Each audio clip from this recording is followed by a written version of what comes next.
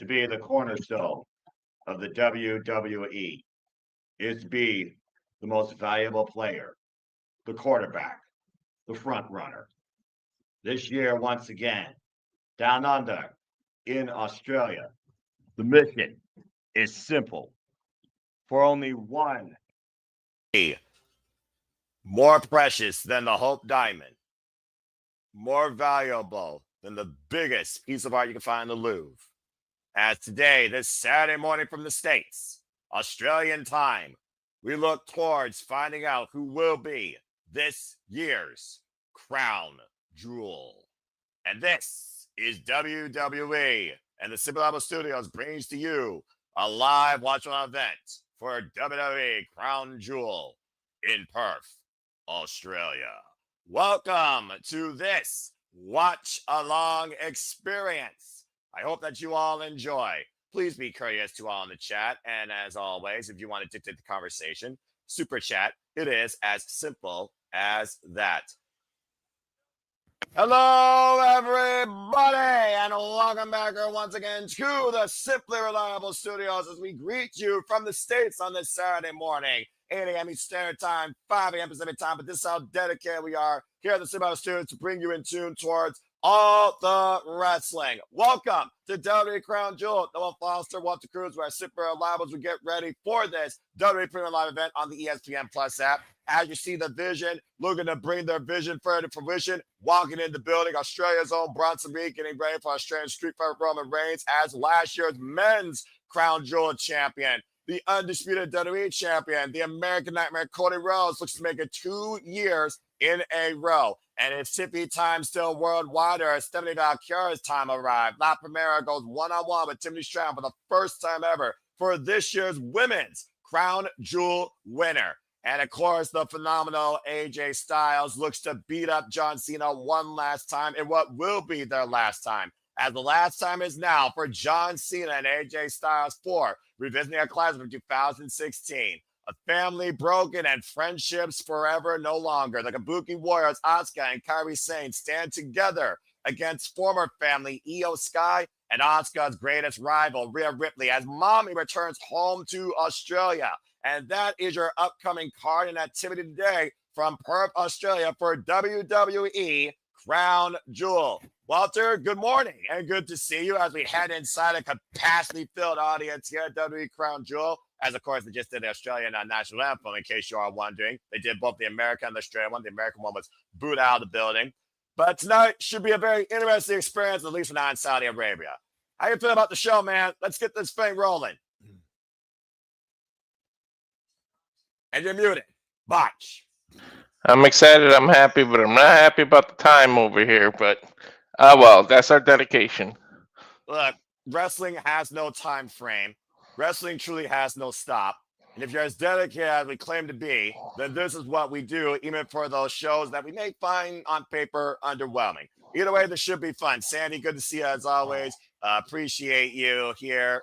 And it looks like she's going to be listening to 4 Voice. So you also watch this live free dance from Abu Dhabi and Burton and Mark Henley on the call. So she's doing double duty here, at least for the next 2 hours or so, as we are buckled in probably close to 3.5 hours here as this WWE PLE looks like scheduled for. And again, we're here with you guys for the entire time. We will be previewing the matches throughout because, of course, ESPN sucks. They give us 3-minute commercial breaks. It's more than enough time to talk about them. But again, just to run down the card, today, everybody, I hope everyone has a great time down under in Australia. That's there live. And for anyone that's watching there live, we, of course, have the Men's Crown Jewel Championship, Cody Rhodes for Seth Freakin Rollins. We have La Primera, Stephanie Vaquer taking on Tiffany Stratton for the Women's Crown Jewel Championship.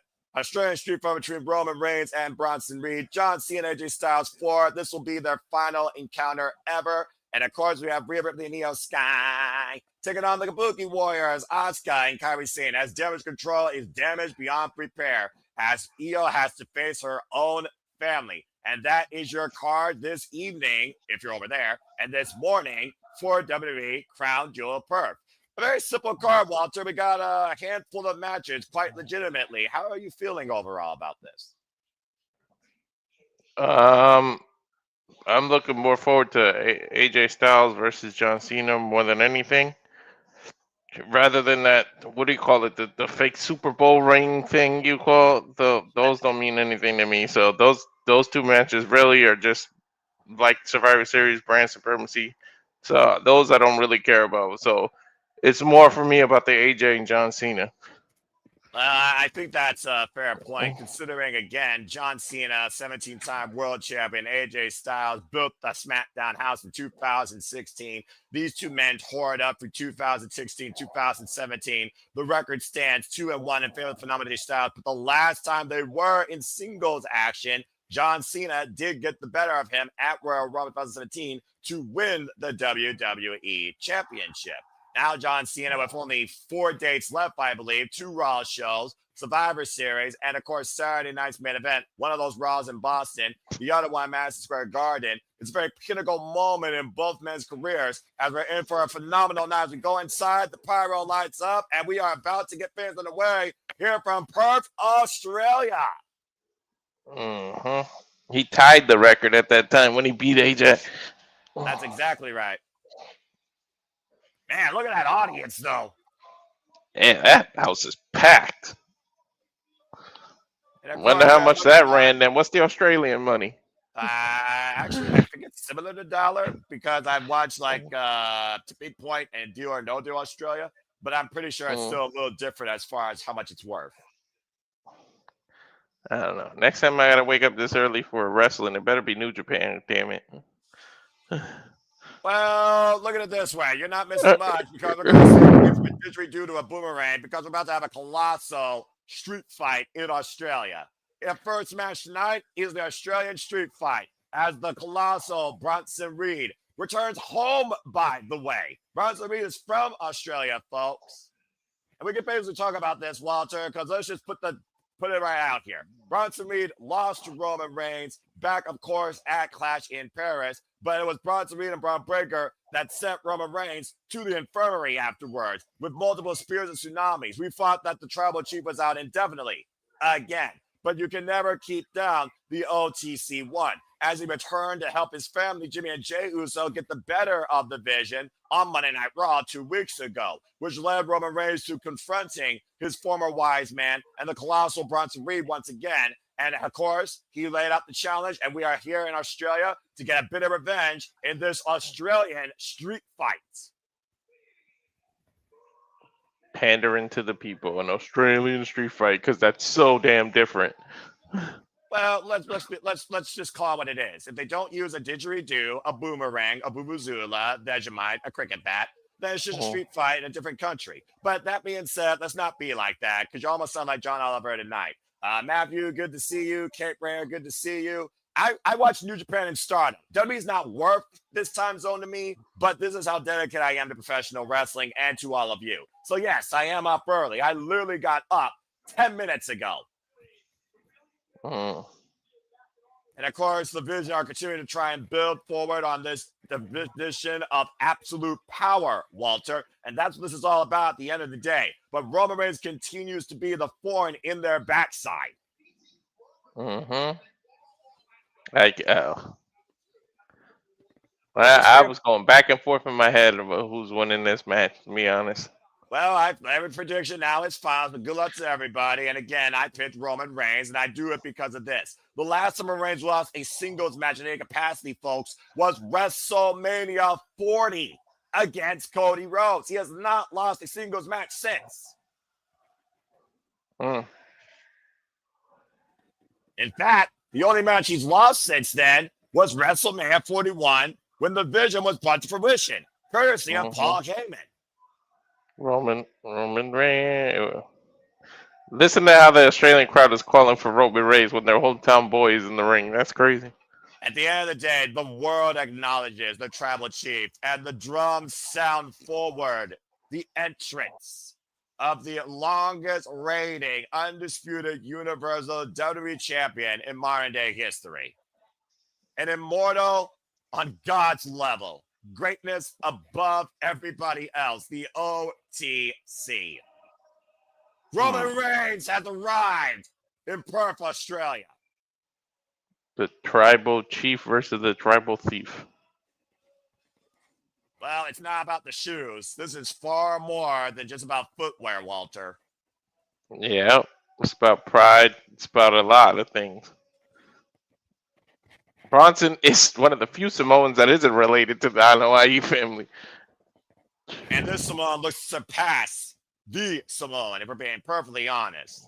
Roman Reigns, who held the undisputed Universal WWE Championship for practically 1,400 days, the front runner, the quarterback of WWE for the last 5 years, once again finds himself alone, staring at his former wise man that was by his side the entire time, and also standing across somebody that, let's be honest here, Walter, Bronson Reed has been one of the strongest oppositions to Roman Reigns' career. We have not seen Roman Reigns endure this type of challenge in a long time. Bronson Reed was very formidable at Clash in Paris. I don't think we've seen him face a formidable person like that since Brock Lesnar rivalry. And of course, this is not going to be a wrestling match. This is not going to be tribal combat. This is going to be a fight. This is a street fight. Again, folks, there are no rules. There are no disqualification. Anything goes. The only way to win is via pinfall or submission inside the ring. Which is why I don't get why Paul Heyman would even be out here. I mean, it's a street fight. Roman knocks out Bronson Reed. What's to prevent him from getting his hands on the walrus over there? You gotta wonder, does Roman Reigns still want to get his hands on Paul Heyman? We did see him get his hands on Paul Heyman back at Clash in Paris. And I'm sure Paul Heyman still knows that he always will be at the eye of his tribal chief, even if he still loves and acknowledges him. Love is a very strange word, but at the end of the day, we got to focus on the task at hand. This is about Roman Reigns preventing Seth freaking Rollins' vision. Because Roman doesn't want to deal with Bronson Reed for eternity. He wants to finally put Seth freaking Rollins down indefinitely. A man that has been involved in 10 WrestleMania main events. 4 or 5 of them were in a row. And of course, it took 6 tsunamis post-match after a Braun Breaker spear through a table, announce table, that sent Roman Reigns to the hospital in Paris. Ironically, Seth Rollins knows how that feels, which is why he put him in the group. He'd rather be for him than against him. Well, to your point, the vision is all about the future goes through him. The future goes through us. And Bronson Reed wants the future to go through him and be acknowledged for it, not Roman Reigns. I can only imagine how destructive these two are going to get. 3 hours later with damn Roman Reigns' entrance. Roman's entrance is the only one that can rival Undertaker's. Yeah. And of course, there you see the Ula Fala, the symbol of the tribal chief, Roman Reigns, laid down in the corner. Surprised that Bronson Reed didn't try and steal that sacrilegious symbol. Yeah, the Vision might still pop up, try to do it. Well, Braun Breaker isn't booked tonight, so you very well might be on point. I'm sure he still made it, though.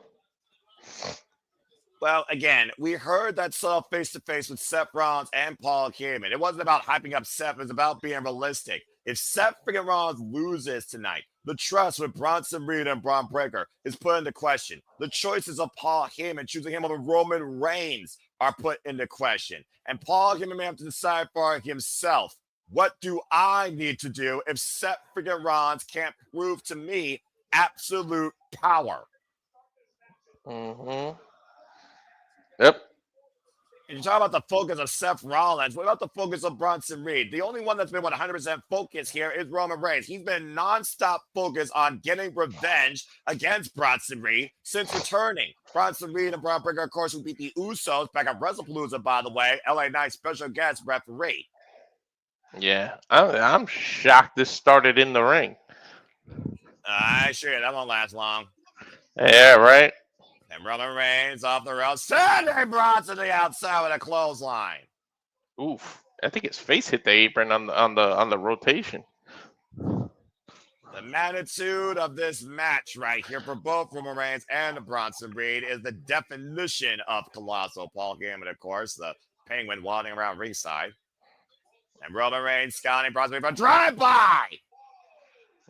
The kangaroo for all intents and purposes today.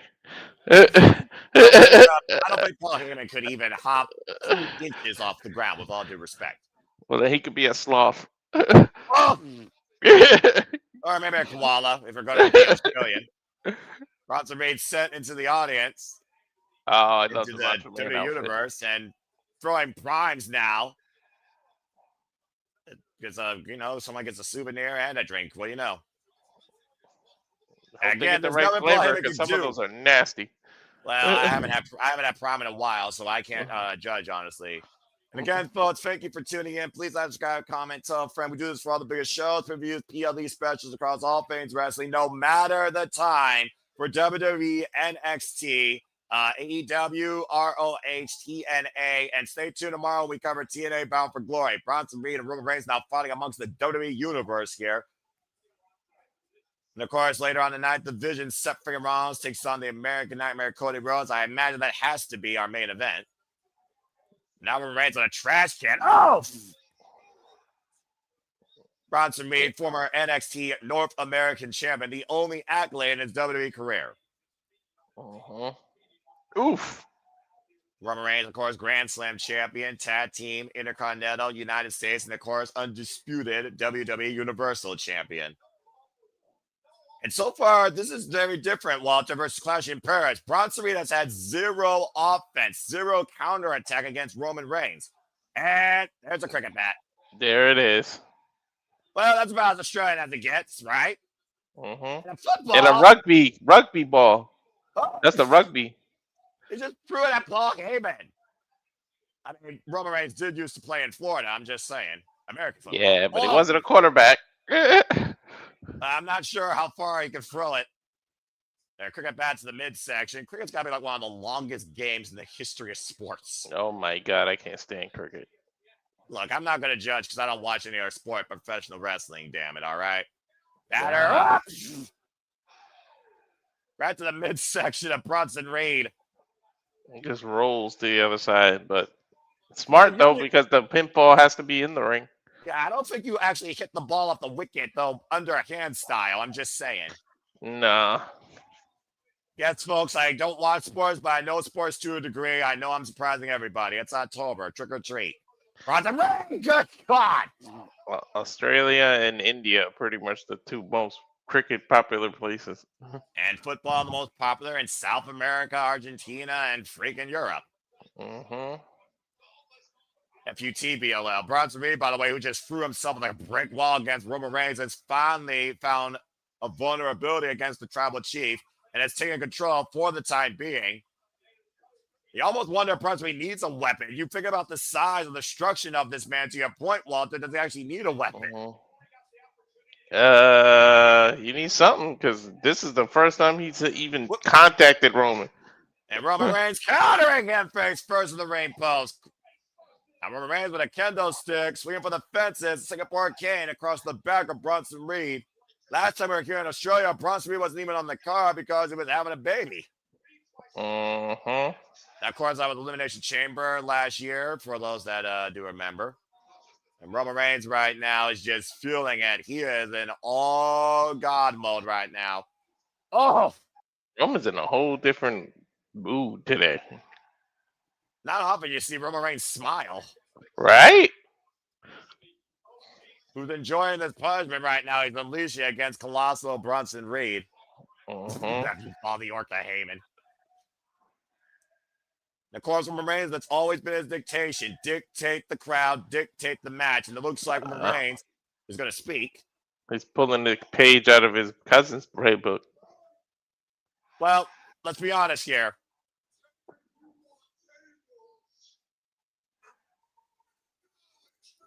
Acknowledge me if you want tables. Leave it to Roman Reigns to be a man of the people, but still request the people acknowledge him for it. Oh my God. It just reminded me when Rock used to do that in the middle of the fighting. Well, to be fair, Roman Reigns has been the most electrifying WWE superstar the last 5 years. And another football. It's not But a Paul football. Heyman, apparently the ropes saved Paul Heyman's face. That's a rugby ball. Either way. Now Reigns now putting out a table. And Bronson Reed taking advantage from behind, though. And I think Bronson Reed set Roman Reigns' throat into the rope. Oh! Actually, in Australia, they call it critty. Critty, I think that's the word you're looking Yeah, for. yeah, Bronson Reed wiping out Roman Reigns against the steel ring steps. And again, Walter, I think Roman Reigns' throat went into that bottom rope. yeah. Why the hell do I even know so much about Australia, Coach? The world may never know how much we truly know. And maybe we're better off that way. I'm just saying. And Why is Bronson he? Reed denying the table. Why would you do that?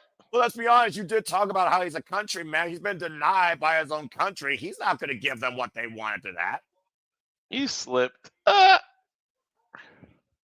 right now, Roman Reigns left in a vulnerable state as Bronson Reed is taken apart ringside area. Now yielding the steel ring steps. Roman Reigns might want to turn around. May see what's coming. Oh, God. Off the face. Don't take your eyes off the colossal Bronson Reed. Up the head of Roman Reigns again as he falls against the barricade. Bronson Reed just stepped up his offense. Might be seeing all the stars of the Australian flag after that. Right? Again, this Australian street fight, folks. There are no countouts. There are no disqualifications. The only way to win is via pinfall or submission inside the ring. Even at this ungodly hour, I still got to make the puns. Well, whatever wakes you up. Now, Bronson Reed bringing steel chairs into play. More furniture being brought in the ring. First time we're seeing steel chairs come into play in this Australian street fight. Chair in the midsection of Roman Reigns. And we all know how much the core is being compromised of the tribal chief with all those tsunamis and spears he's taken. Tables, chairs, and stairs. Oh, my. Now, Bronson Reed setting up destruction in the corner, bracing a chair between the middle and top rope and turnbuckles. I got a feeling it's about to treat Roman Reigns like a dart. Boom! Right in the spine, curving Roman Reigns like a horseshoe.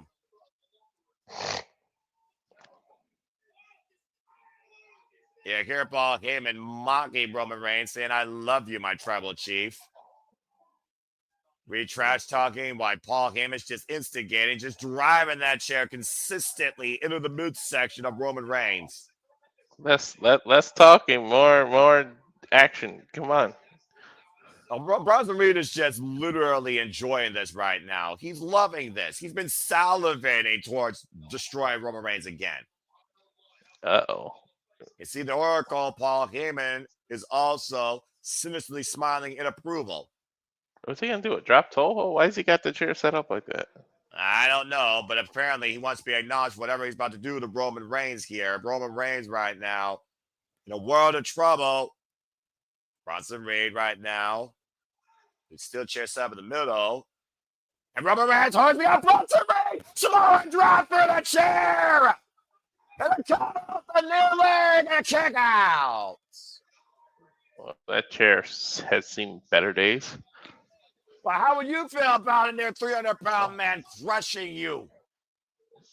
The way of Bronson Reed through that steel chair, look at that chair. It was absolutely destroyed. 330 pounds right on the chair. Well, they use the metric system down there, but either way, as Paul Heyman literally grabs that mangled, I do mean mangled steel chair, Roman Reigns breathes new life in this street fight. Yeah, why is the Walrus over there grabbing that? Right, being it out of play. Critical moment in this match. Roman Reigns, Bronson Reed, slow to stir. Both men trying to get back up to their feet. Roman up the ropes. Runs through Bronson Reed. Bronson refusing to budge. Still holding his vertical footing. And Roman Reigns again. 3 clotheslines, and Reed still does not leave his feet. Reigns will not give up, though. Just parading Bronson Reed with these short-range lariats against the ropes. This is actually helping Roman. The fact that the rope just keeps bringing him back to him. I'm about to say, using literally Bronson Reed's own momentum against him, and Bronson Reed might literally be out on his feet.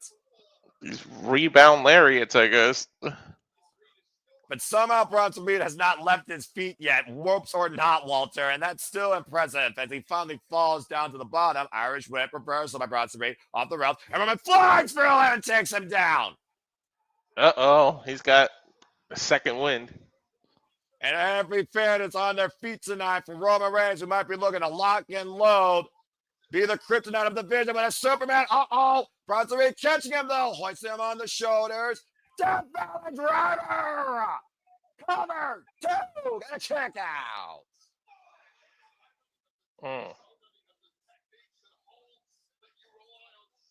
Take a look at the replay here, by the way, Walter. Roman Reigns flew off those ropes through Bronson Reed, but immediately got caught in a barrel position, transitioned into fireman's carry, and planted with a vicious Death Valley Driver. Still not enough for the 3 count. I don't know what it's going to take. It's kind of been the MO of both these men's careers, if you think about it, honestly. Oh, that chair is starting to come into play. Ooh, stop sign. Well, it is a street fight, so street signs are illegal, and that is a metal plate across the spine of Roman Reigns. I would say the metal plate's probably worse than the steel chair. Mm-hmm. And again, attacking the midsection of Roman Reigns with all those shots to the back, compromising the core. And Reed right now looking to hook Roman Reigns up, possibly for a Uranagi. Roman trying to fight back here. Elbow strike, side of the head. Roman trying to breathe new life once again in this Australian street fight. Elbow point of the jaw. Roman Reigns, though, caught and planted on the stop sign. And that might stop his heart cover. Put the near leg and kick out.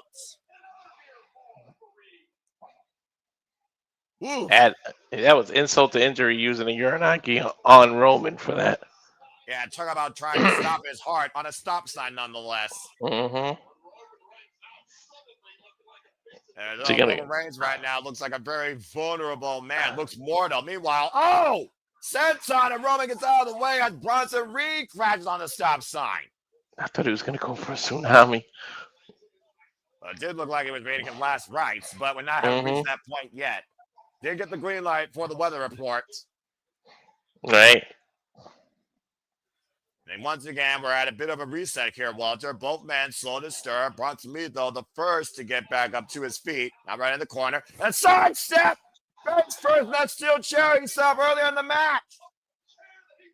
Roman Reigns, Superman punch! Cover now for Roman to win. Kick out! Not just a Superman punch, but he landed right onto the stop sign. Yeah, good point, by the way. Take a look at the replay. Whiplash effect. Head first off that stop sign. Still 2.5. Explosive moments of offense by both Bronson Reed and Roman Reigns have been the tail of this match. Bronson should know he who sets up the chair usually goes through it. Well, look at this, though. He's also created distance. And now Roman Reigns might be poised to strike, and Reed immediately getting out of the way of that. Wouldn't you? Well, yeah, I mean, it's extremely wise. I don't want to take a spear from Roman Reigns. That could have been Bronson Reed's undoing.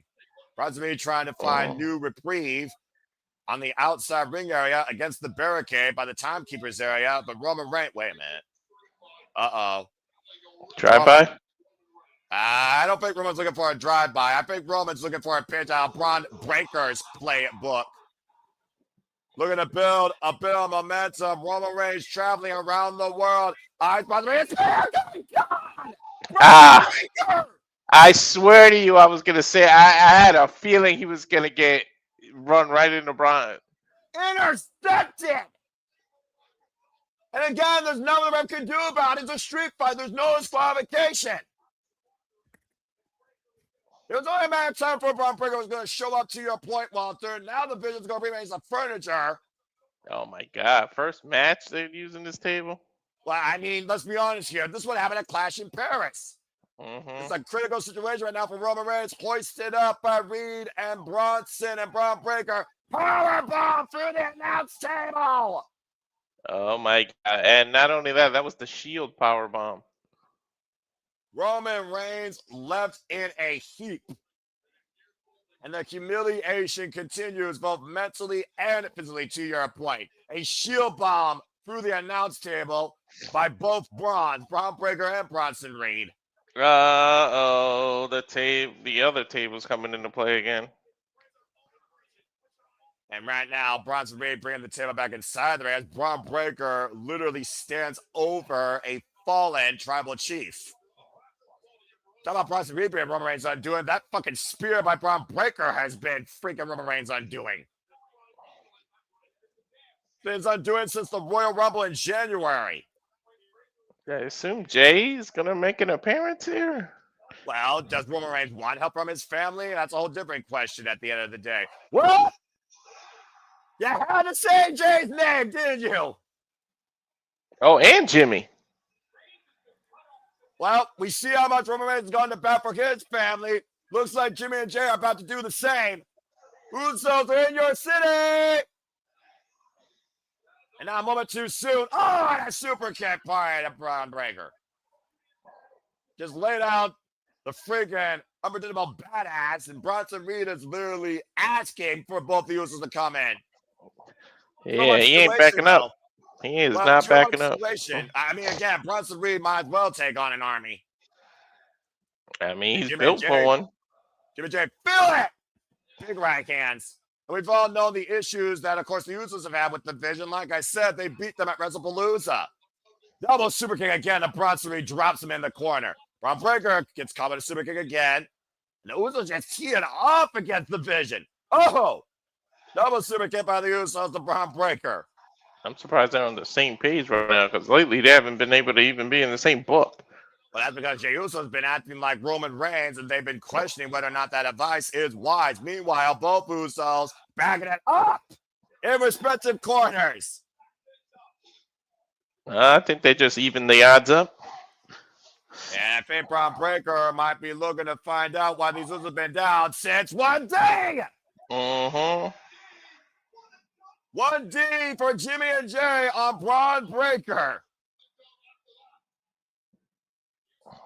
The Usos doing a number here, and it looks like the Usos are not done by a long shot here. Uh-oh.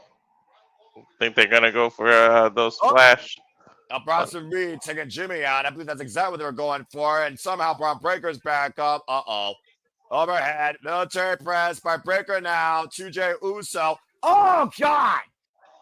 Yo, Jay is no light man to be picking him up over his head like that.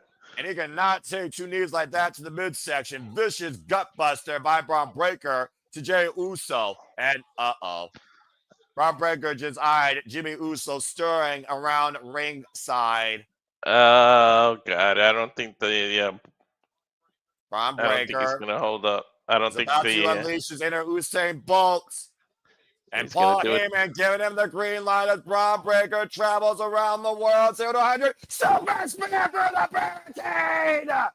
Yep, I knew that barricade wasn't going to hold up much longer. And Bron Breakker and Jimmy Uso laid out in a heap.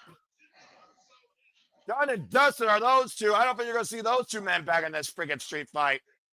But remember, Roman has had ample time to recover by now. And to your point, Bronson Reed right now is not thinking about Roman Reigns. He's thinking about Jey Uso, who is down in the middle of the ring. And Walter, I think the wire points out to go, a Superman punch to Reed on the top of the rope. And again, another Superman punch by Roman. How conspicuous that Roman recovered when they were going to attack Jimmy and save, Jay and save Jay, but not Jimmy, huh? Roman Reigns, though, scouting Braun. Superman punch to Bron Breakker. Bronson Reed, though, hoisting up Roman Reigns again. Fireman's carry, looking to run him through that table in the corner. Roman Reigns still fighting back, though. And Bronson Reed, meanwhile, oh, no! Jey Uso jet speared Roman Reigns through that table. Hey, he moved. Smart. A horrible miscommunication. It's bad by Bron Breakker to Jey Uso. The crowd screaming, "You effed up." He sure did. What a disaster. And maybe down out here in Walter. I don't know what the weather's like in California, but here comes the tsunami. Yeah. And they're covered by Bronson Reed. Bronson Reed has beaten the tribal chief. And I picked him. I picked Bronson. It made sense, though, in 50-50 book in hindsight. Mm-hmm. Bronson Reed just pinned Roman Reigns. Call that whatever you will, Street Fighter or not. Bronson Reed just pinned the longest reigning modern-day WWE champion. I don't care if it was because it was a street fight. I don't care if it was because of Braun Breaker, but I think Bronson Reed just reached the next level. That is a career-defining win for Bronson Reed and Seth Rollins' vision. Again, that interception of that super spear by Roman Reigns, by Braun Breaker, basically was Roman Reigns undoing the rest of this match. He was down and out for the entire duration until the Usos came into play to neutralize Braun Breaker and Bronson Reed. To a degree, they certainly tried to, and then Braun destroyed Jimmy through the barricade. Tried to come out even the odds, and instead it came a one-on-one, then a two-on-one, and there's critical miscommunication here. Jey Uso spearing Roman Reigns through that table, the ultimate fuck-up, as Braun Breaker speared Jey Uso and made sure that that man wasn't eating anymore, and Bronson Reed with one tsunami has pinned the Tribal Chief here tonight in Perth, Australia. In the last 5 years, not that many people can claim they have pinned. You can literally count it on one hand how many people have pinned Roman Reigns in the last 5 years. Yeah, that is a critical win for Bronson Reed's career and Seth Rollins' vision. Is that a vision of things to come tonight? And can Seth make the vision fully come to fruition with a win over Cody Rhodes, still to come at Crown Jewel? Either way, Bronson Reed wins this Australian street fight. It's going to be very interesting, the aftermath here. An unbelievable start here to Crown Jewel tonight, Perth, Australia, as Jey Uso was Roman Reigns' undoing. Yep. I don't think that wasn't foreshadowing what I noticed. Roman recovered when it was time to save Jey, but not Jimmy. Well, either way, the bloodline needs to regroup after this for sure. You gotta imagine what's going through Roman's mind right now and Jay's mind. This is what Jey should have been focused on, the World Heavyweight title, not Roman's business.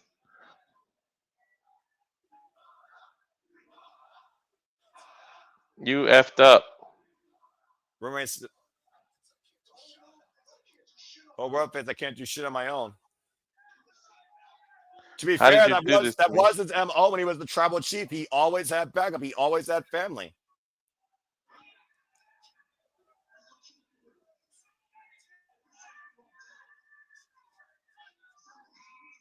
I told you how to stay back. And it's on how it only works at certain times.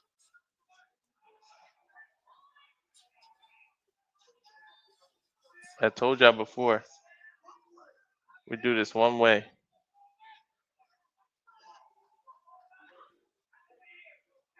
Love you. Uh-huh. I don't want to see you two. What? After I like this or after this. Either way, Roman Reigns is very disappointed in his family, and I think he's also disappointed in himself. To find words to his cousins, where Roman Reigns feels like he not only failed himself, he failed his family, but his family failed him. You know when he can't notice who he was staring at when he said "I love you"? It was just Jay.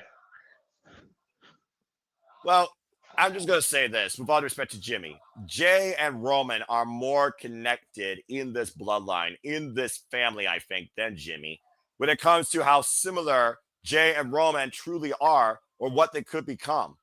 I don't know. Jimmy might be turning a new leaf if they keep this up. Well, I mean, again, what did Roman tell Jay to do? Focus on your opportunities. Focus on you. What's up, Charles? And what does Roman Reigns do now? Roman Reigns just lost. It's back to the drawing. It's back to the drawing board. I mean, I'm sure he's still going to be acknowledged, but can he acknowledge himself still has the GOAT? Jay's saying they always do him. Yeah, but Jimmy's been telling Jay that for how long? Yeah, tension's at all-time high here right now. Ooh.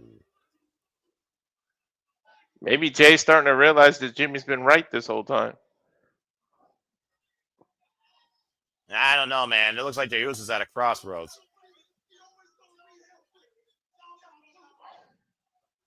He always gonna be do him.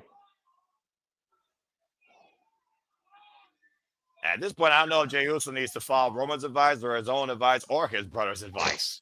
I don't know. You can't. He got to admit that Jimmy been telling him that.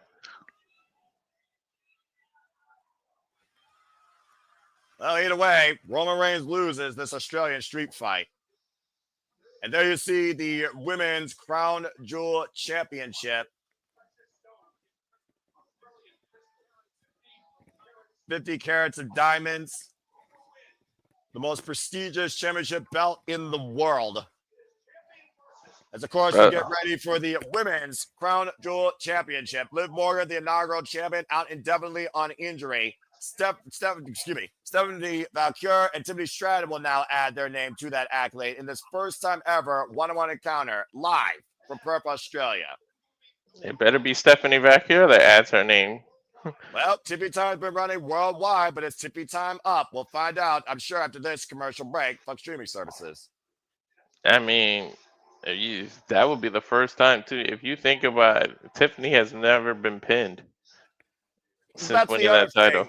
That's the other thing to think about here. To your point, Tiffany Stratton has not been pinned or submitted at all this year, while Stephanie Vaquer, she just won the championship at WrestlePalooza. So, again, we can really talk more about this match in hindsight when it comes to the value of the champions. And I don't think that's something we should rule off, as we got a momentary break here, because, again, fuck this service. Thank you all for tuning in. Good morning to you all here from the States. We all are tuning in just now. Dwayne Atkinson, Darren G, Charles Shaw. It's good to see everybody, of course, in the chat. Matthew, like me, 0 and 1. Again, you don't bet against Roman Reigns, but apparently when the family can't seem to look eye to eye, that's when Roman Reigns cannot get the job done, apparently. So we'll have to see what happens next, especially with Fire Series War Games coming up. Speaking of which, the next event for WWE, the last event for WWE's calendar year, will be Survivor Series War Games. That will conclude the 2025 WPLA Predictions League. So good luck to everybody. Well, Walter, again, I don't think we're surprised by the result. You did call it, but we got to really wonder now, what does Roman Reigns do from here? You talk about back to the drawing board, but how do you rebound back here besides just an entrance on Monday Night Raw? He just lost a singles match. The restart button's going to hit. We might not see Roman for another 2-3 months again. Well, that being said, what about Jey Uso? What does Jey Uso do now? He's not involved in the World Championship picture. He basically cost Roman that match. I feel like Roman blames him more than he blames himself. And can he and Jimmy actually coexist? Because clearly they're not worried about tag team championships. I don't think they need to coexist. I think Jey needs to focus on getting to the main event scene again. I mean, his name literally is main event Jey Uso. He needs to get back to that title scene and focus on himself. Yeah, he needs to create his own path and follow it. Well, it is a selfish business. I mean, at the end of the day, if you're not about being the top guy, what are you doing here? But also when family comes into play, how much more valuable is that versus the championship? Priorities over passions, as I always say. What's the bigger priority right now for Jey Uso, I think, at this point? Being more like Roman, or once again getting back to that main event picture, to your point. Mm-hmm. Well, we got about 90 seconds left, so let's go ahead and talk about what's coming up next a little bit more. You were talking about La Primera versus Stephanie Vaquer versus Tiffany Stratton. Again, Tiffany Stratton has ran Tippy Time since cashing in Money in the Bank on the fridge, Nia Jax, and has been unstoppable with wins over Charlotte Flair, Trish Stratus, Jade Cargill, and Nia Jax on numerous occasions. La Primera Stephanie Vaquer, who came into the main roster back in April after losing the NXT Women's Championship to Jessie Jane, still the biggest WTF this year. She's basically been on an absolute roll of momentum. She's also been unpinned, unsubmitted, and she beat Io Sky to win the championship at WrestlePalooza after winning the Women's Battle Royal at Evolution, with wins over Ivy Nio, Roxanne Perez, and countless others.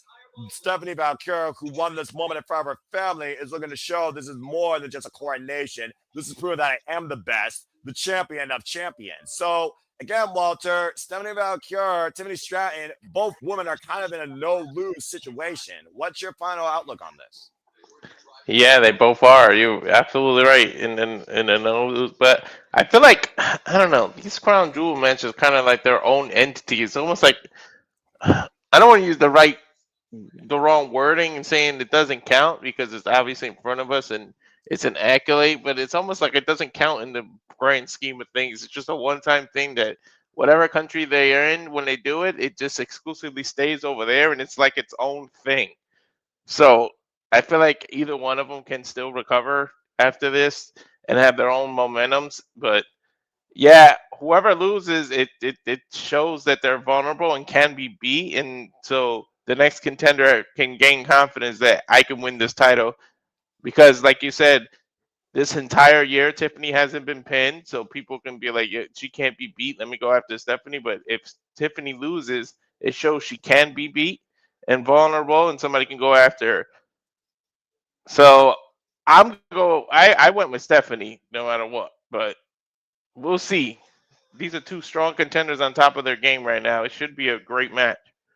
I'm sure people are going to double down on both of these women. And of course, we're going to double down. We cover WrestleMania next year from Las Vegas once again, Allegiant Stadium, where they double down from the City of Sin. Stay tuned for more on that, folks. Next year, April, WrestleMania 42, once again from Allegiant Stadium. But yeah, it's just one of those things where I do think about the value of the champion versus the value of the championship. And I think that's another thing to consider here. Shout out to Green Day, by the way, the official theme of Crown Jewel Perth, One-Eyed Bastard. Wow, they actually used a song that's actually tolerable. I'll be damned. That's unique. So, again, shout out to Green Day. Also, our fearless Caitlin Bella, who's leading the Team No Q Predictions League, who's a huge Green Day fan. And there you see the precious women's Crown Jewel Championship as we go down to Alicia Taylor in the ring for our introductions. Beetlejuice. Accurate.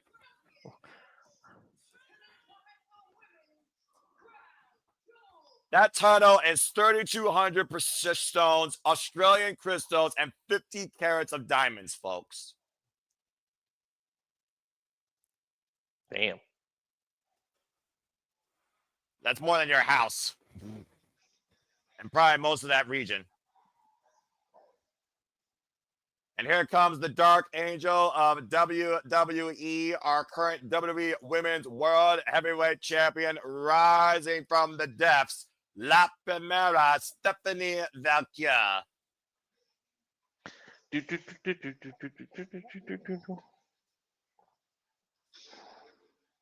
is certainly a unique situation. As again, Liv Morgan, who is out injured, originally was the inaugural Women's Crown Jewel champion. Stephanie Vaquer has 24 victories, by the way, the most in WWE. It's unbeaten in her last 9 matches. And this is her first ever match in Australia. Mm-hmm. What a year that she's had, seriously. I still can't believe JC Jane beat her. Well, you know, weirder things have happened.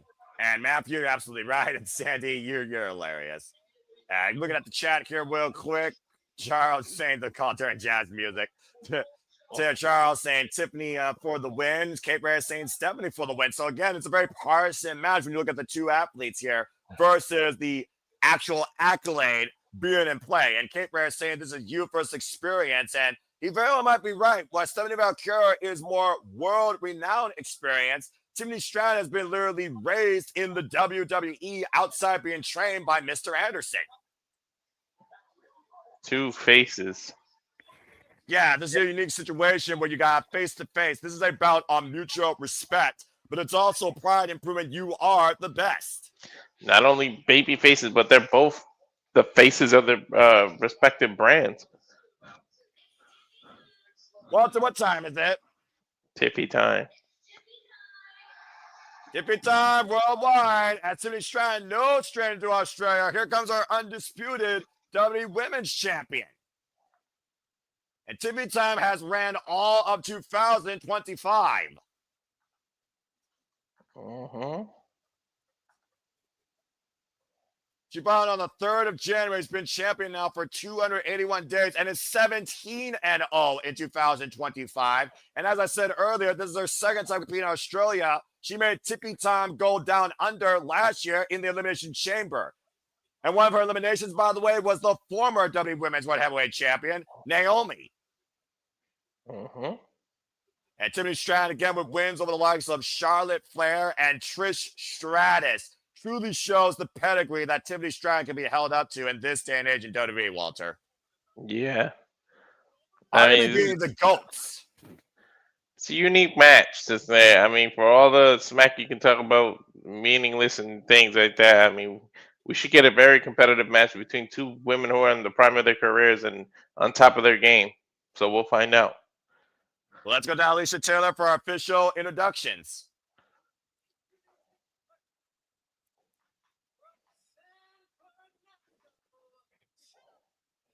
First ever WWE superstar signed from Chile, by the way. Stephanie Vaquer is 32 years of age, has been involved in the game now, folks, for 16 years, trained by Gran Apache. Former NJPW Strong Women's Champion, former CMLL Women's World Champion, and CMLL World Women's Tag Team Champion.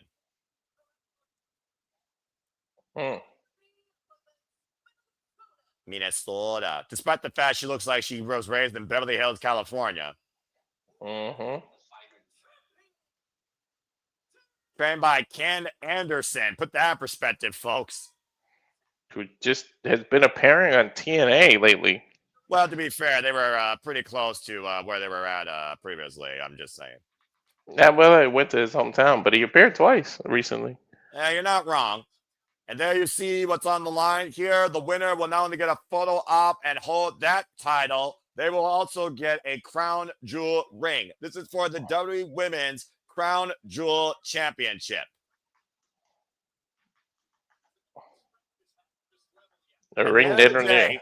At the end of the day, Walter, we got to look at the business like this. It's WWE versus, okay, whatever. You did this outside of it. Tiffany Stratton has done everything in WWE. Stephanie Vaquer has done far more so far outside WWE. So I do think that favors Tiffany Stratton here from a company standpoint and a comfort standpoint. Bell reigns are underway.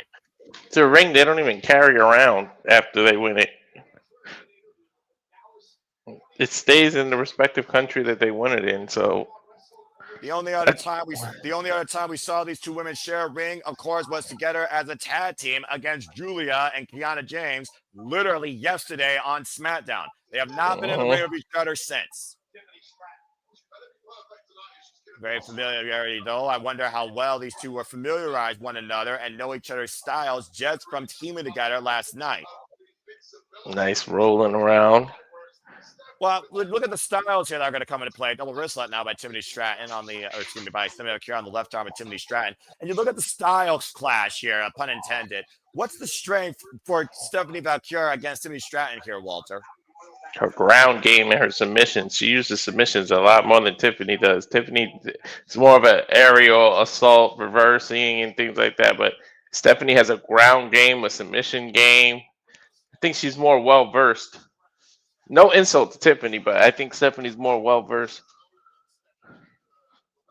And Tiffany Stratton, of course, former NXT Women's Champion, held that title for 107 days. As we talked about before, current WWE Women's Champion, defenses over Trish Stratus, Nia Jax, Charlotte Flair, Bayley, Jade Cargill in her illustrious run. She has actually had 9 defenses of the WWE Women's Championship. That's athletic reversal by Tiffany. The schoolgirl, nice takedown, the bridge. Oh, that's Notice the weight Stephanie put on the bridge on her legs. How intelligent was that to add extra momentum on that? And both these women right now dying for position. Pretty much a stalemate here in the early going. It didn't work, but that was a unique way to do a roll up. But you talked about before how it feels like more of a grappling exchange, despite the fact we don't think Tiffany Stratton is very technically sound because we don't look at that in her style. But we've seen Tiffany Stratton launch to the stratosphere here in the top of WWE in her young 3-year wrestling career. She's pure athleticism. And of course, background in trampolining before coming into WWE out of the NEO program and amateur wrestling background. And Tiffany Stratton looking to continue the Tiffy time run forever. Now looking for the moonsault back up a truck in the corner. Stephanie scouting it though. And makes Tiffany pay. And now just literally face washing her with her boots. This is a very aggressive side of Stephanie, huh? Well, again, Stephanie's here to prove a point. Again, she's the newer champion on the scene. She's also the newer superstar in WWE. As we talked about, she's only been in WWE for literally a little bit over a year and not even 6 full months yet on the main roster. Mm-hmm. Irish whip and oh, it's Ooh, just drop kick. right in the chest. Now these two battling out here for the Women's Oh! Jewel Championship. What a thrust kick. Cover now, the far leg, and a 2 count off the side press. She damn sure crowned her with that kick to the jaw. Think about the bragging rights that come with this as well. Not only for your brand, but for you as a champion or for you as a WWE superstar. Sunset flip. Let's see a crowd is focused on this match. Well, again, this crowd respects both of these women here. There's no denying that. Cover now. Look at the far lane by Stephanie gets a 2 count. And by Stephanie Vaquer has her first match here in Australia, she is no stranger to the Australian faithful. They respect they show this match. It's almost like a New Japan match where they sit quiet. Now they're starting to react, but they were like really respectful and all like really watch. That's because Australia has more discipline than America. But then again, so does most of the world when it comes to professional wrestling. And they value it more as a sport, not just a spectacle. A stop at the point of the elbow there by Stephanie Vaquer to Tiffany Stratton. Get to the midsection. Of course, Stephanie Vaquer, also the first woman to hold both the NXT Women's North American and NXT Women's Championship at the same time. Did that at Roadblock literally in March. Wow. Previous NXT Women's Champion for 77 days. NXT Women's North American Champion for 45 days. And you see Stratton right now trying to break this hold. Tell you Stephanie we want technically signed. She keeps using submissions and reversal. And Tiffany has to rely on her athleticism. Backdrop suplex delivered by Tiffany Stratton. We're at a reset right now at this very critical match. Stalemate. And again, first time ever one-on-one encounter for both these women. The toughness of Tiffany Stratton has been her MO in her WWE career, by the resilience of Stephanie Vaquer has been the MO of her entire pro wrestling career. Went for the kick. Tiffany Stratton taking down Stephanie with a clothesline. Tiffany Stratton fired up here, looks like right now. Looking once again for the moonsault. Back elbow strike in the corner. Flipping in. Now up the ropes. Cartwheel. Alabama slammer takeover. High stack cover. Kick out at 2. Notice she took her elbow pad off before she did that too, adding more bone-on-bone contact. Yeah, look at this again. Incredible athleticism. The cartwheel takeover. Alabama slammer. High matchbook cover for a 2 count. Not enough body weight, though, distributed. She put some emphasis in the Alabama slammer, though. Yeah, I think the technicalities are out the window. We're picking up the speed here and the intensity. Now, Stephanie catching Tiffany, though. Cover the roll up and then 2 count again. Quick move by Stephanie, though. Now look at Tiffany Stratton. Double underhook. Maybe looking for the SBB. Nope. Tiffany's countering it, though. And the fireman's carry now. Tiffany Stratton has Stephanie. Momentum is on a pendulum swing in this match. I did not think this was going to be this even, honestly. Uh-oh. Ah! That sucks! Dragon screw leg went down. That move has to suck. And let's keep in mind, Walter, that was Io Sky's undoing at WrestlePalooza. And the Meteor on the corner by Stephanie. That was furious. Now Stephanie, sense of urgency, goes to the cover, gets a 2 count. That dragon screw might have grounded Tiffany for a while. Yeah, take a look again. Rearranging all 3 ligaments in Tiffany Stratton's right leg. I love seeing the viciousness come out of Stephanie Vaquer. It's subtle, but it's effective. Oh, whoa. Ooh, she landed on her feet, though. Thankfully, on the steel ring steps. Now driving Tiffany. Face first up turnbuckle, got a vicious headbutt. And Stephanie Vaquer spraying off the top rope. Nope, lost the footing. Get to the midsection by Tiffany. Tiffany trying to take advantage. Hooking up Stephanie. What the hell? Oh, man. Oh. That's a modified Falcon arrow into the knees. Cover and a kick out at 2. That was a Falcon knee breaker. I don't think I've ever seen that before. No, I haven't either. Talk about a Pyrrhic move, putting your own body on the line. Both these women know the importance of this match. Ring be damn. Uh-oh, prettiest moonsault. Going up top, and Stephanie able to scout it, to your point. And now Tiffany hooked up by Stephanie again. What the hell? Oh! Bad drop suplex. Landed And hard both on the these back of women, her head and neck. these Oh women, no. Oh no. Oh no. This might wake Walter. Nope, wait a minute. Reversal. Tiffany, reversal. Ooh. Tiffany was going for the devil's kiss and got booted in the face. Covered now by Tiffany for the win and a 2 count. both these women make the most simplest moves look so impactful. You know what? I'm just going to say it's so fucking nice seeing Tiffany face somebody else not named Nia Jackson Drake Cargo. Jesus Christ, tell me about it. Now Tiffany Stratton once again bringing Stephanie closer towards the corner, and Tiffany going where she's most comfortable. Through the air. Off the top rope with a swan song. I got knees in the back of the head. I don't think I've ever seen Tiffany go for a swanton. Well, I think you've seen Stephanie go for this. Kiss the devil. With a little Latino heat, Eddie Guerrero, happy late birthday. I'm awake. Of course he is. Freaking idiot. I've never seen a move like that with a modified DDT between a woman's legs and cheeks. Now Stephanie hooking up Stephanie. SCB!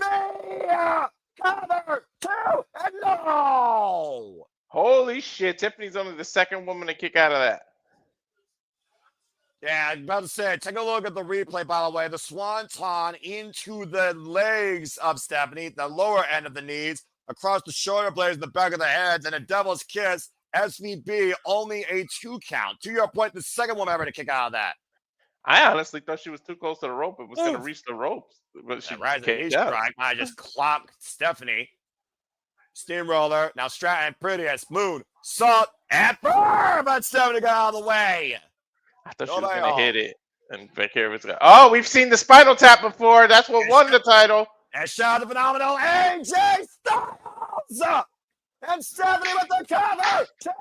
Vaquer wins the Crown Jewel Championship. She used the spinal tap again. A phenomenal finish for La Primera to further etch her name in the history books in WWE. Now the second ever Women's Crown Jewel Champion. A tremendous bout, though, with both these incredible champions. It's exactly how she won the title with that spinal tap. Exactly, Walter. That spinal tap has been her opponent's undoing. A calculated match to the finish by La Primera. The champion of champions is indeed the crown jewel of WWE. Let's take a look at the replays here towards the finishing stretch. That steamroller into the prettiest moonsault ever. Again, no water in the pool, and drove her knees into the mat. And a beautiful spiral tap. Look at this, by the way, the rotation by Stephanie Vaquer. Picture perfect impact. There was no way Tiffany Stratton was going to kick out of that. Another She hit her with her knees on top of that. Look at it again. Yeah. Look, watch. It's her knees that made the impact. That right knee to your point hit the core of Tiffany Stratton, not the wind out of her. She was down for the 3 count indefinitely. An incredible effort, though, by Tiffany Stratton. Congratulations to Stephanie Vaquer, the second ever Women's Crown Jewel Champion. There you see Paul Levesque, of course, embracing La Primera, who has literally made sure that Stephanie's dreams have continued to come true in her young WWE career. What an incredible start for this incredible athlete here, by the way, Walter. 6 months practically only on the main roster. Not only a world champion, but also a crown jewel winner. Congratulations, Stephanie Vaquer, who's got a little bit more jewelry to add to her now. You know, that shit's heavy. Whew. Again, as we talked about, covered in 50K precious stones. Diamonds galore. Tiffany Stratton, the crown jewel of WWE. That's awesome, dude. Go ahead, Stephanie. Congratulations to La Primera and the WWE Women's World Heavyweight Champion.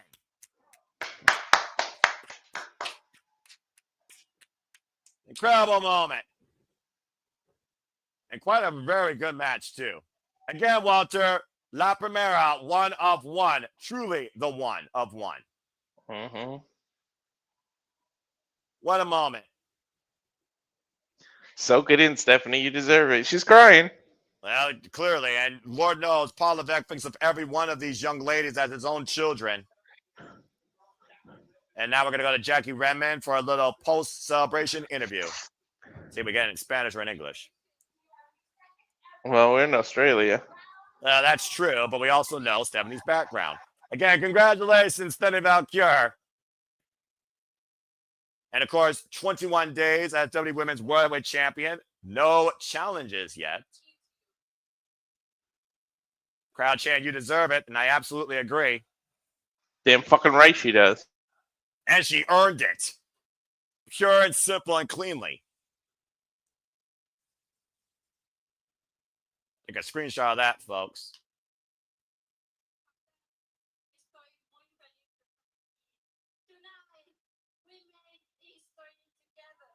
And that we made history together. Accurate.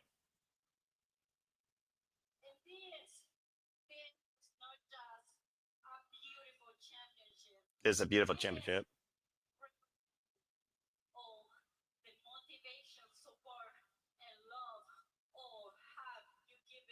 The motivation and love that all of us have given her. Well, I can't argue that. I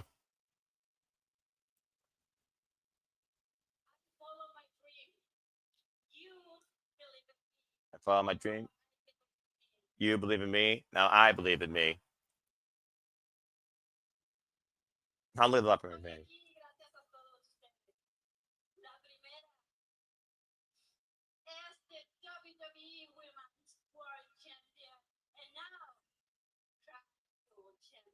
La Primera is the WWE Women's World Heavyweight Champion and now the Crown Jewel Champion. Muy bien, and indeed, that is correct. An incredible accomplishment tonight for Stephanie Vaquer in her young WWE career. Congratulations again to La Primera, the second ever WWE Women's Crown Jewel Champion. Going to be a force to be reckoned with for sure, holding both this title and this accolade over the next calendar year. Soak it in, Stephanie. That's a hell of a moment right there. I love that. And that's what this business is built on.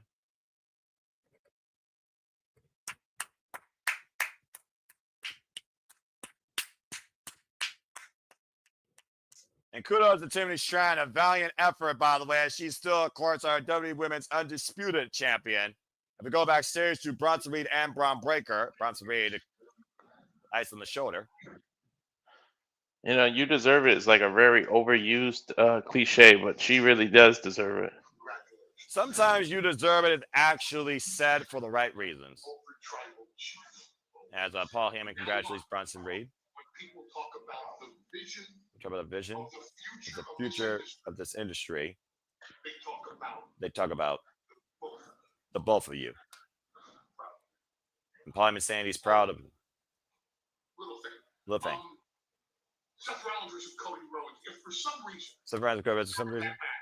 Seth Rollins. Seth Rollins. Climbs the top rope, faces the locker room, flails his arms in the air, and begs all three of us to come out there. Begs the players to come out there.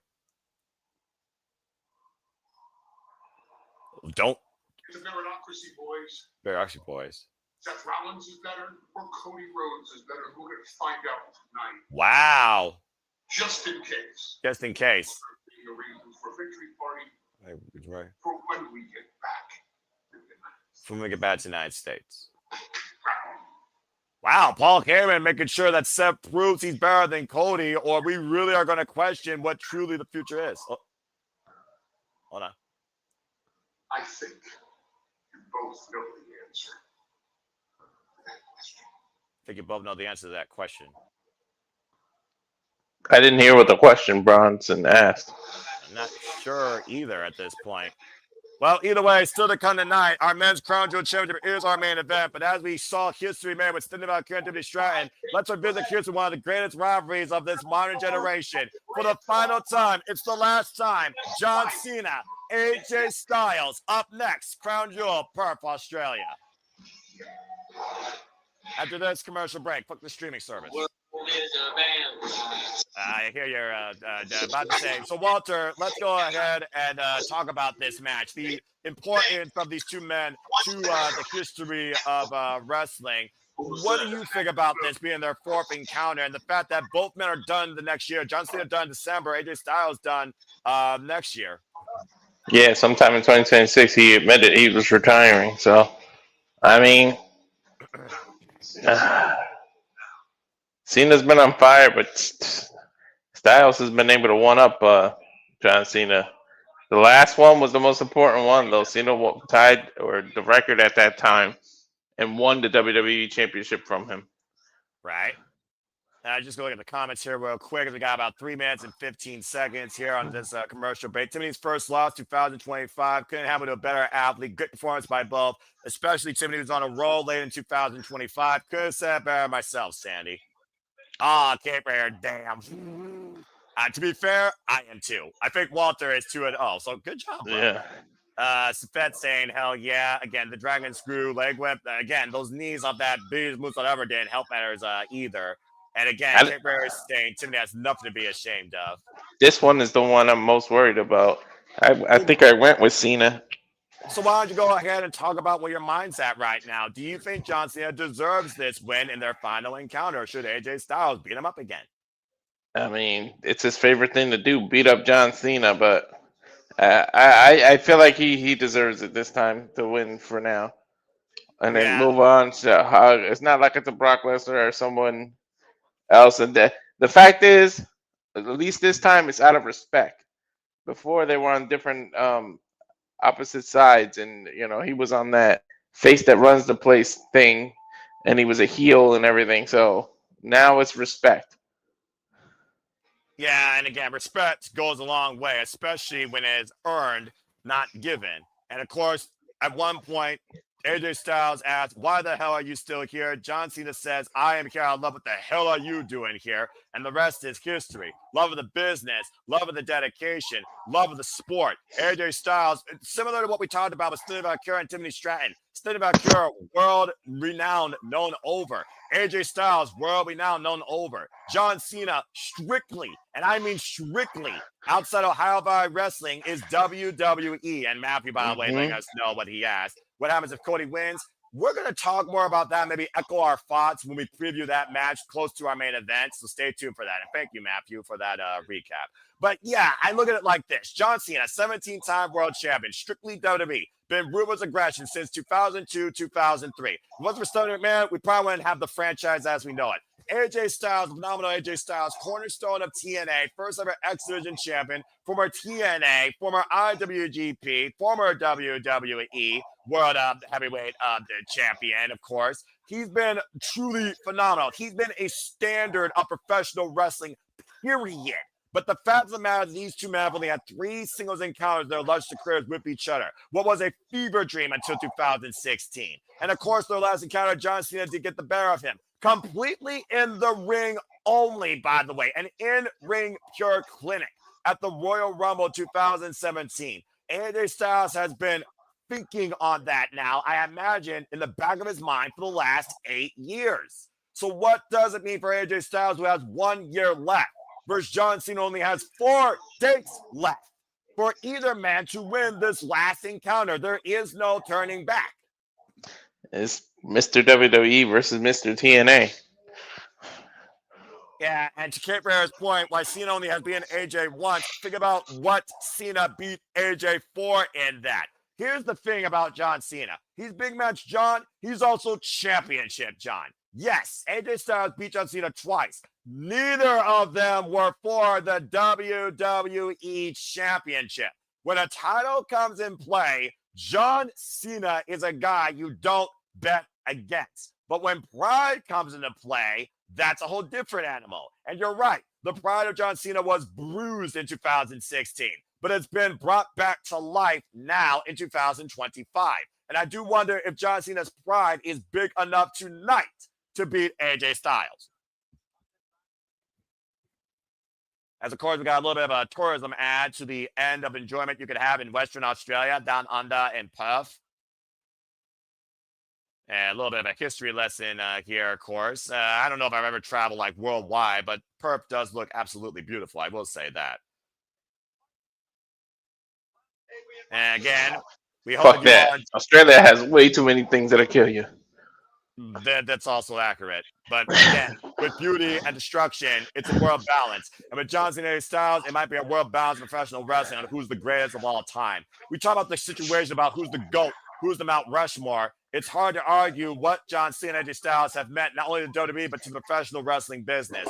And stay tuned, folks, because shortly after Crown Jewel, Aaron Rip from No DQ will, of course, have his live recap, because like us, he takes no days off. But we will be back here tonight with Saturday Shenanigans, 11 p.m. Eastern Standard Time, to bring you our outlook and recap on Crown Jewel events. As it's time for our phenomenal contest of the night. Walter, get ready. This is going to be a barn burner. They don't want none. I'm so glad they went back to this theme. They changed it for a second. Well, again, Def Rebel sucks. And I think WWE finally realizes how bad Def Rebel is. You could have AI probably build you a better theme than Def Rebel. Then again, they probably use AI. I don't know. They're that generic. Phenomenal AJ Styles, who's been part of WWE since 2016, looks to beat up John Cena one last time in their fourth ever singles encounter. We've been talking about, Walter, their first singles encounter was Money in the Bank 2016. And with the help of the club, Luke Gallows and Carl Anderson, AJ won that night. A follow-up match where John Cena tested AJ Styles' pride. AJ Styles backed it up and beat John Cena on SummerSlam that night. It wasn't until 2017 where he recognized who John Cena is in WWE when he lost the WWE Championship. It's a 2-2 career record against John Cena. Their first match since 2018. Their 7-3 record one-on-one matches, though, since 2025. Mm-hmm. Two of the most talked about superstars in modern day WWE history, not named Roman Reigns. Love these men who are the face of their respective promotions, whether it's TNA or WWE at the heart of it. Mm-hmm. Mr. TNA versus Mr. WWE. No one embodied WWE more than John Cena. Fact. Absolute fact there, Walter.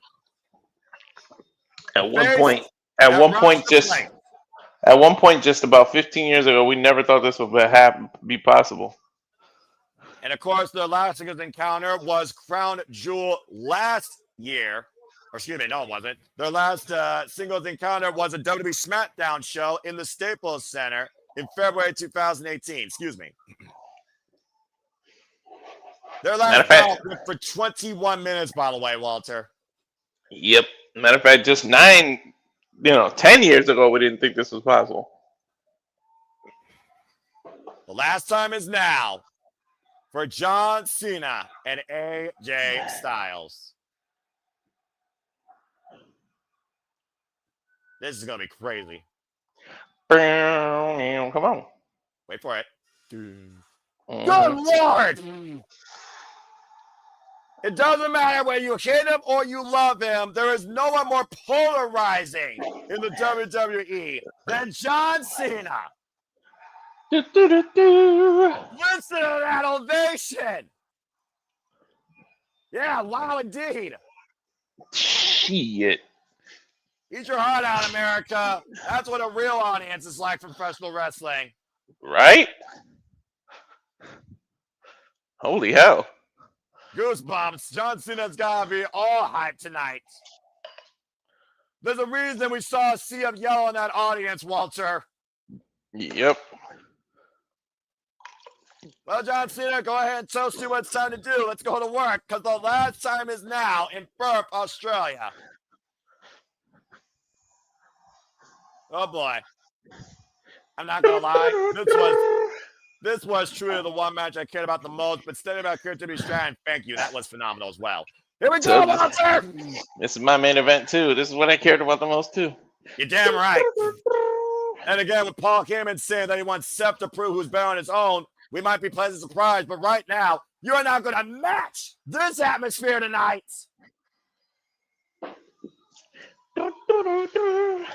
John Cena, the 17-time undisputed WWE champion, once known simply put as the prototype, 48 years of age, 26 years dedicated to this game. 99 career PLE victories, second all-time ever after Undertaker at 107. Fifth to last appearance on its farewell tour with only 4 dates left after this.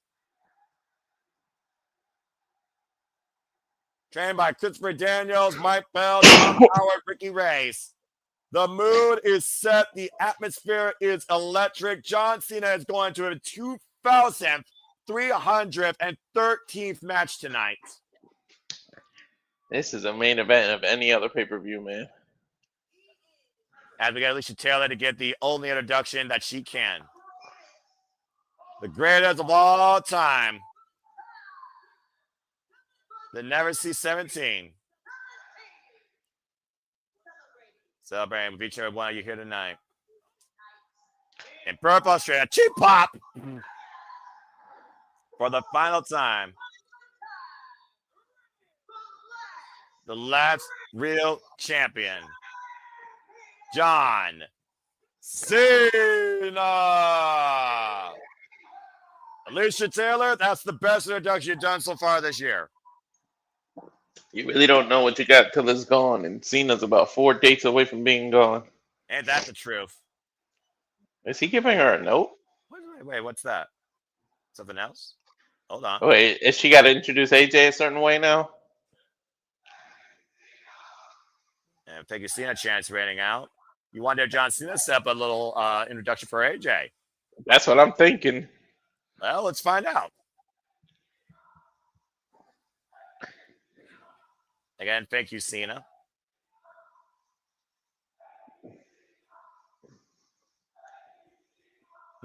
Jesus. Holy hell, America put to shame with the crowds. Ladies and gentlemen, the definition. A total non-stop action.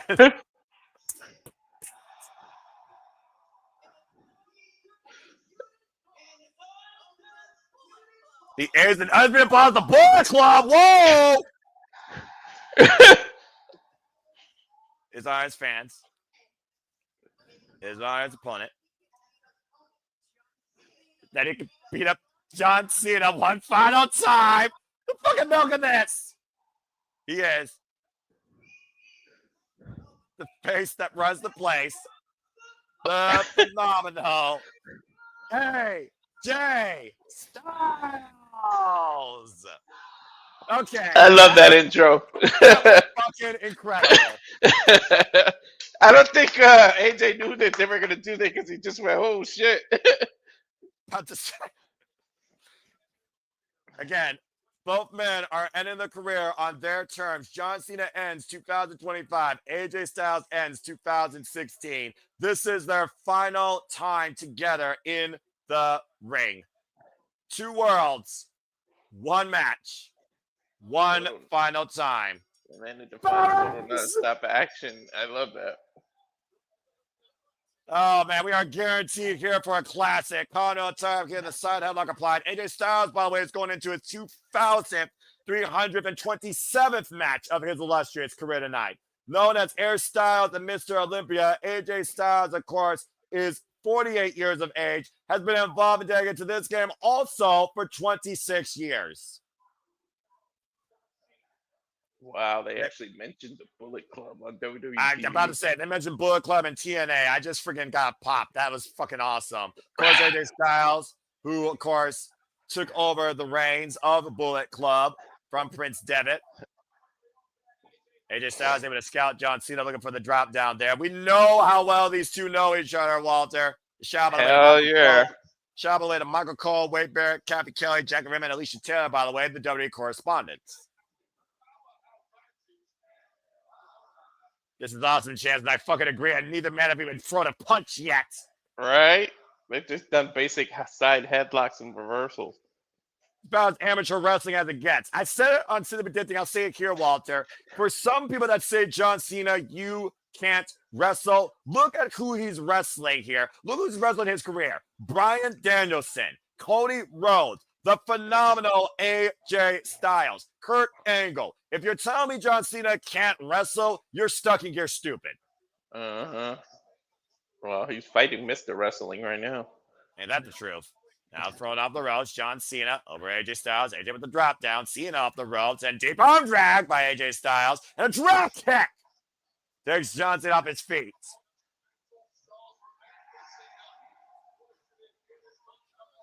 And you think about it again, we're 7 years removed from the last time these two shared a ring together. How much do they still remember about one another? How long have they been waiting for this one-on-one encounter follow-up? Again, the record is 2-2. They're tied. This is the rubber. Got a little tie-up here. And Styles pushing Cena in the corner.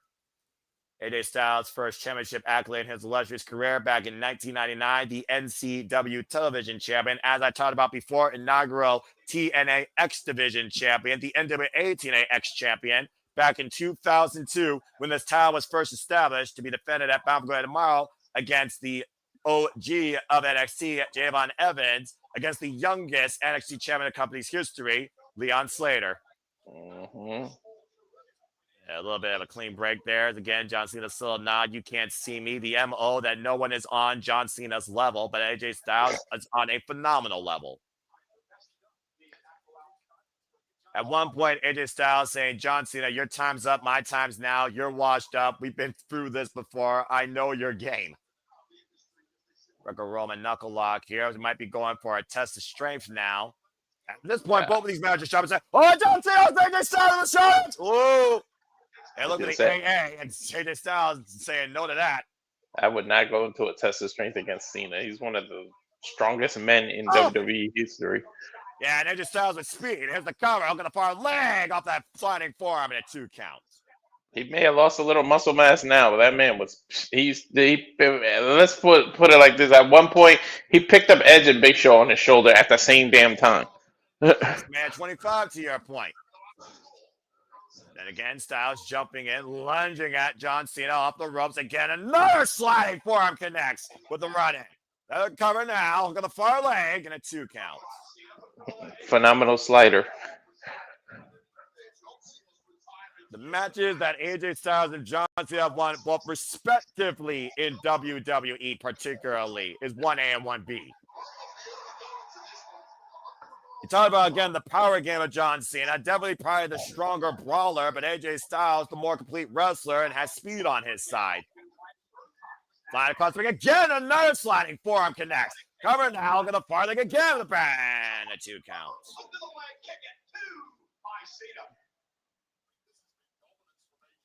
So far, it's just been all gas, no brakes. Y'all know what I mean from AJ Styles. Here's the bells rang, Walter. Yeah, he's been on a different level. I think you step up to the level of the competition, and there's no one better than Cena. Well, John Cena has always been the standard. He has been the marquee. Watch out! And he just got clotheslined. Damn. Cena was like a raging bull out of that corner. Again, there's been a clothesline and a lariat. The clothesline, you run into it. The lariat runs through you. That was a clothesline. Shout out to KBL. And of course, John Cena won his first WWE Championship against JBL, WrestleMania 21. And John Cena, well, Jada's not here, so Walter, why don't you do the honors? Shoulder block. Shoulder block. Shoulder block. Yep. Oh! Wait a minute. Problem in the shoulder. That was different. Uh-oh. And a phenomenal blitz. John Cena touched her knee. Oh, wait a minute. Oh! There it is. Spoke you can't see me. That was point. That was smart by AJ because it's like everybody swings at him knowing he's going to duck and do that move. So he kicked him. And coming in Segura, to your point again, how well do these two know each other's playbook? Why John Cena has been known to have a limited playbook. Bounced off the top turnbuckle. John Cena hoists up AJ again. Planted! All right, let's try it again, Walter. Protobomb. For the final time, Perth. I think AJ saw it coming last time. This time I don't think he's going to see this coming. 5, now go shuffle. And John Cena in position, hoisting up AJ up on the shoulders. To the adjustment. Cover. Kick out. You know that was not going to end that fast. Of course not. You kidding me? But still, AJ Styles hit with John Cena's finishing move first and survives. The finishing move that hasn't been finishing everyone lately. It takes at least 3. Still, though, that's a statement by John Cena, able to pull it up against AJ Styles so early in this match. Yep. Again, sold out here in Perth, Australia. Crown Jewel. Pass the count on hand. And then AJ Styles fights up the shoulders again. Escapes. John Cena. Now AJ wants out John Cena. And AJ Uchigaroshi. And don't forget that's not Cena's only way to finish a match. He has the STF also. He also has the Avalanche AA, but AJ Styles just rearranged John Cena's neck with that Uchigaroshi. Take a look at the replay here, Walter. Fireman's carry. And the back of the head and neck of John Cena over AJ Styles' knee. Yeah, but he hurt himself. Sometimes you gotta do a Pyrrhic move. Being Pyrrhic means you put your own body in harm's way. How much are you willing to get that victory? Again, this is their last encounter. The rubber. They are 2-2. He might be baiting him into trying to go for the STF. Oh! What the heck? God, touching finale! What the fuck? Oh! Well, you know Cena's been shouting out all his opponents before. Well, apparently The Miz was awesome enough for a shout out as he get him with a freaking skull crusher finale for a 2 count. Let's not forget The Miz beat John Cena on the grandest stage, WrestleMania 27. If you can call it that, but yeah. Yeah, history is history, dude. Even if it's history you want to forget. But to your point, John Cena, this entire retirement run has been about echoing his all-time great rivals in WWE. I know Miz is smiling his ass off right now. And right now, grabbing Styles, AJ Styles and John Cena up to the corner. Now up to the top rope. John Cena hooking up AJ. Wait a minute. AJ able to escape. And now hooking John Cena up in the Argentine backbreaker position. Uh-oh. Jeez. Revenge his spine, spin him around, and plants it down. Coming now by AJ Styles. Back press on the far leg, and a 2 count. I hope AJ does the same thing next year because I want to see a bunch of TNA freaking finishers. I mean, why not Bullet Club for that matter? Let's not forget this is the same guy that freaking collided at one point with Kenny by God Omega, even though they never had a one-on-one encounter. Mm-hmm. And phenomenal AJ Styles has been in the ring with the likes of Kazuchika Okada during his IWGP World Championship run and also shared a ring with Shinsuke Nakamura at the Tokyo Dome. Oh my Styles God. now jumping in. Still one of my favorite matches of all time. If AJ hits a freaking Rainmaker next year. Scorpion death drop and a kick out at 2. He just did it. See, he shouted out Sting. So there's your first TNA callback for you, bro. And let's not forget, Sting literally echoed AJ Styles to get the TNA World Championship in a multi-person match. He endorsed AJ to become the face of TNA. Mm-hmm. You see that look on John Cena's face. Now AJ, I'm looking to go to Old Faithful here. Step over, pushed away. John Cena picks the ankle though. Steps over, might be looking for the STF center of the ring. Guy locked in. And don't forget, AJ hurt his knee earlier with that Uchigaroshi. Step over, Toho face lock, center of the ring. AJ Styles right now has to crawl his way with all John Cena's weight on his back, braced against his leg to force a break. Is he going to tap out? No, he's going to escape now. AJ Styles transitioning to his crossface. That's going across the bridge of the nose and the jawline of John Cena here. Trapping the right arm. John Cena, though, able to get leverage, not flat on the mat.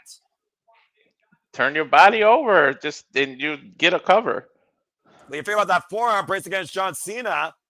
Again, Cena able to counter. Now Cena. What the hell? The accolade, look at this now! Accolade! Shout out to Rusev! Wow! Let's not forget their rivalry with the United States Championship for the duration of WrestleMania 31. Dude came out in a tank! And able to tap out. Nope, able to slip out. Now AJ Styles transitioning now. And ready to get choke. That could get a clutch. That's a Samoa Joe's move. It's Samoa Joe's move. Yep. AJ's doing TNA moves. It might be 9-9 for John Cena. It's TNA versus WWE with the two greats of both companies. I love this. And this is so fucking good. That John Cena now. Wait a minute, AJ. Yo, if AJ pulls out a fucking one-wing angel, I'm gonna go nuts. Oh, wait a minute now, John. Are you Cesaro. kidding me? John Cena with the walls of Jericho. Oh yeah. Also, Cesaro The used the walls Boston crab down. too. But yeah, walls. Styles' first rival in WWE WrestleMania 32. Can you imagine if AJ taps out here? He's AJ, reversing it. What's he gonna turn it into? Back to his feet. Then again. Look at a calf crusher. Calf crusher now on John Cena's left calf. Both men just punishing each other, rearranging their limbs. And right now, AJ Styles has John Cena's body away from the ropes. John would have to crawl all the way across the ring to break this. Instead, rolls through again. Now John Cena turning things around and going back to the STF. Trying to let the STF in firmly this time. Dude, I swear to God. See if AJ Styles is enough to counter here. I cannot believe this freaking grappling exchange. This is ridiculous. Dude, AJ's gonna go for the angel wings, I bet. In the midsection. Now AJ hooking up John Cena. Composition, step through. Styles Clash connects. Shoots the half. Cover. Catch out. Come on, AJ. Do the Angels wing or the best moonsault ever. We've already saw Angels wings with John Cena in his last match against Logan Paul, but to your point, perfect Styles Clash. Planted. Face first goes Cena. Still able to kick out. Both these men have hit each other with their best finisher, and so many callbacks so far as this classic continues for the last time ever. Their best finishers. They've been hitting there with their most rivals' best of finishers. There's still a whole lot more rivals to look back on. I'm just Let saying. the rumors begin. He literally hit a walls of Jericho. Now the rumor mill is going to not stop. What about Jericho? That's a good point. That's a good point. Now AJ, though, might be looking to put this one away with another classic here that's been a defining point in WWE.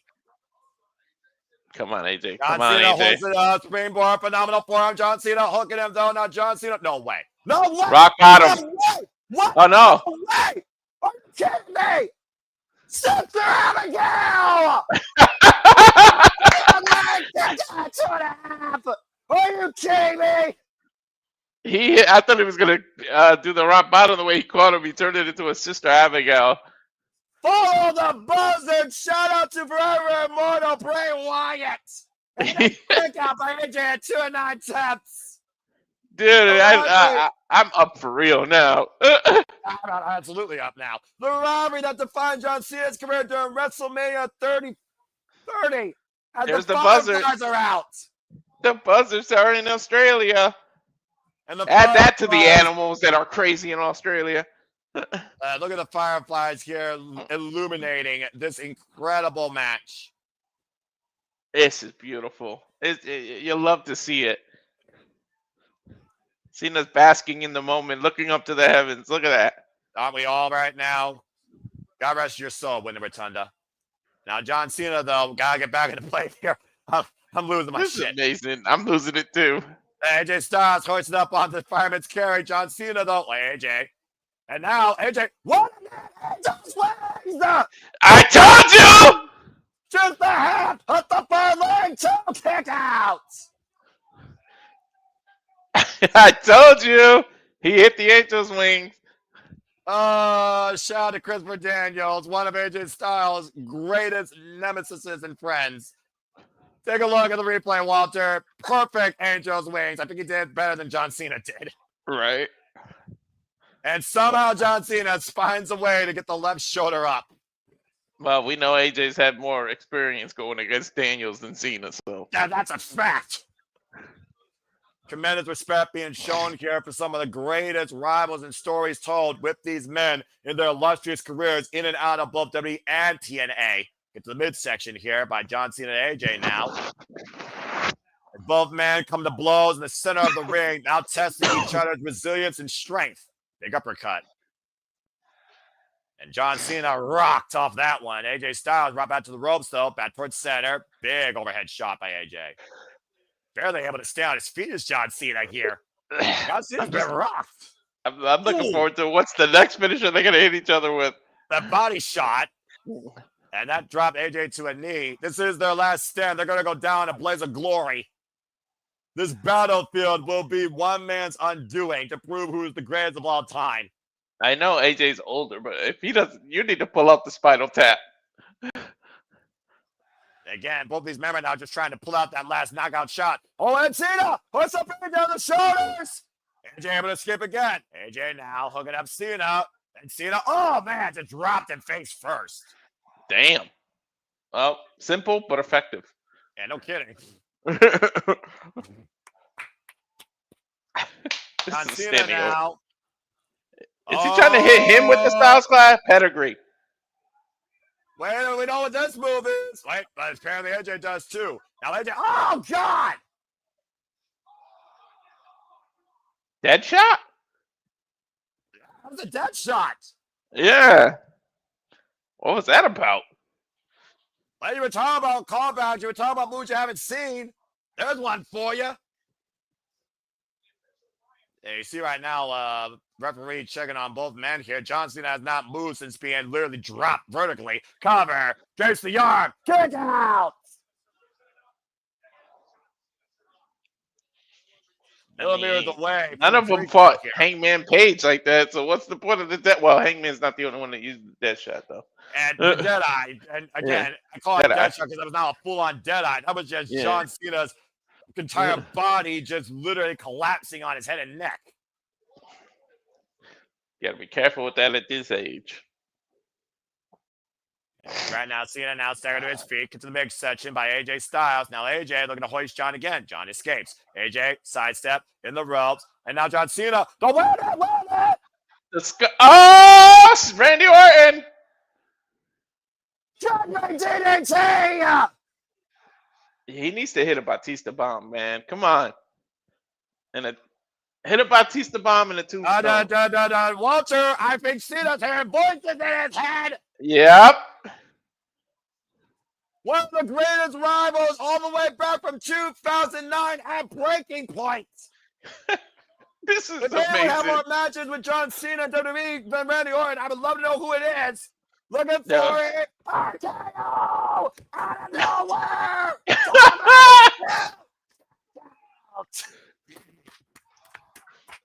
This is fucking awesome.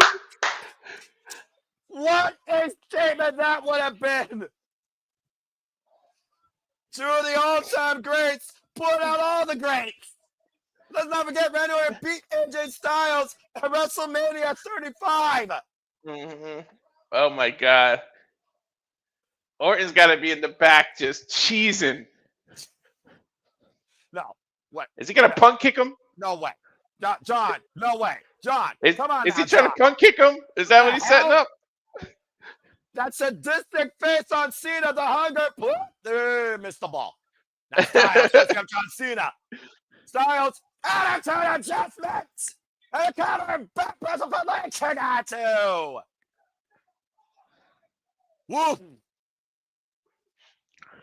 It's like a time capsule being freaking open here. This is fucking awesome.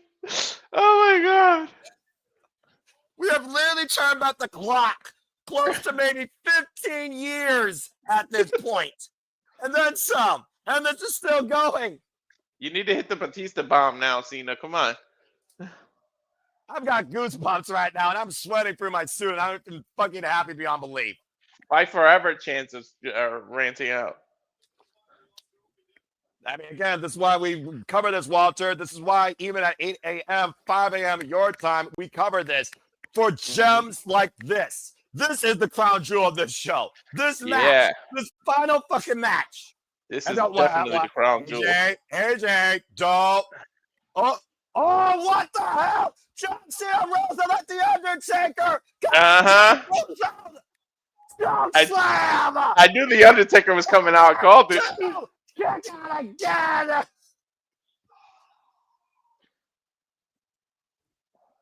Now was that Kane's or Undertaker's choke slam? The Phenom almost became AJ Styles' undoing again, like WrestleMania 36. The Phenom against the Phenomenal, huh? I am so damn fucking thankful for these two men and the history that's being revisited here tonight in this final match. This is great. Wait a minute. Right now, you got an overhead view via drone right now of both these men giving us a time capsule classic clinic for their last singles encounter ever. And John Cena and AJ Styles back to their feet again. Stagger drop 12. You've got to be fucking kidding me, John. Come on now. They're gonna 619. No way. No way. John Cena. Oh, God. Taken out a lariat by AJ Styles. He was trying to 619 him. I'm literally standing up at this point. But AJ Styles derailing that. John Cena hoisting up AJ again, though. AJ able to escape. Oh, big high kick. I'm trying to give this match the respect it deserves. I'm standing up for the rest of it. I don't know. I don't know if I can do that. Okay, I'm the one that's got to freaking call this thing, by God. Now, AJ. Wait, what's AJ doing? AJ springing off the top. 450 splash, and the knees connects. Oh, those knees hit him.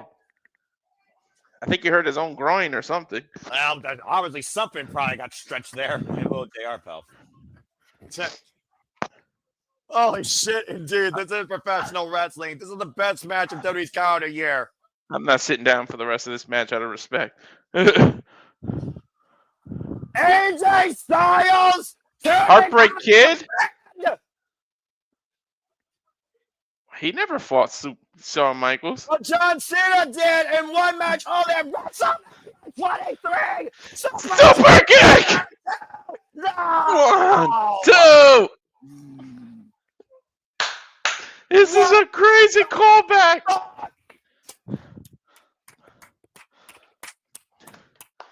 I need Cena to hit the Batista bomb, man. He might save it for his last match.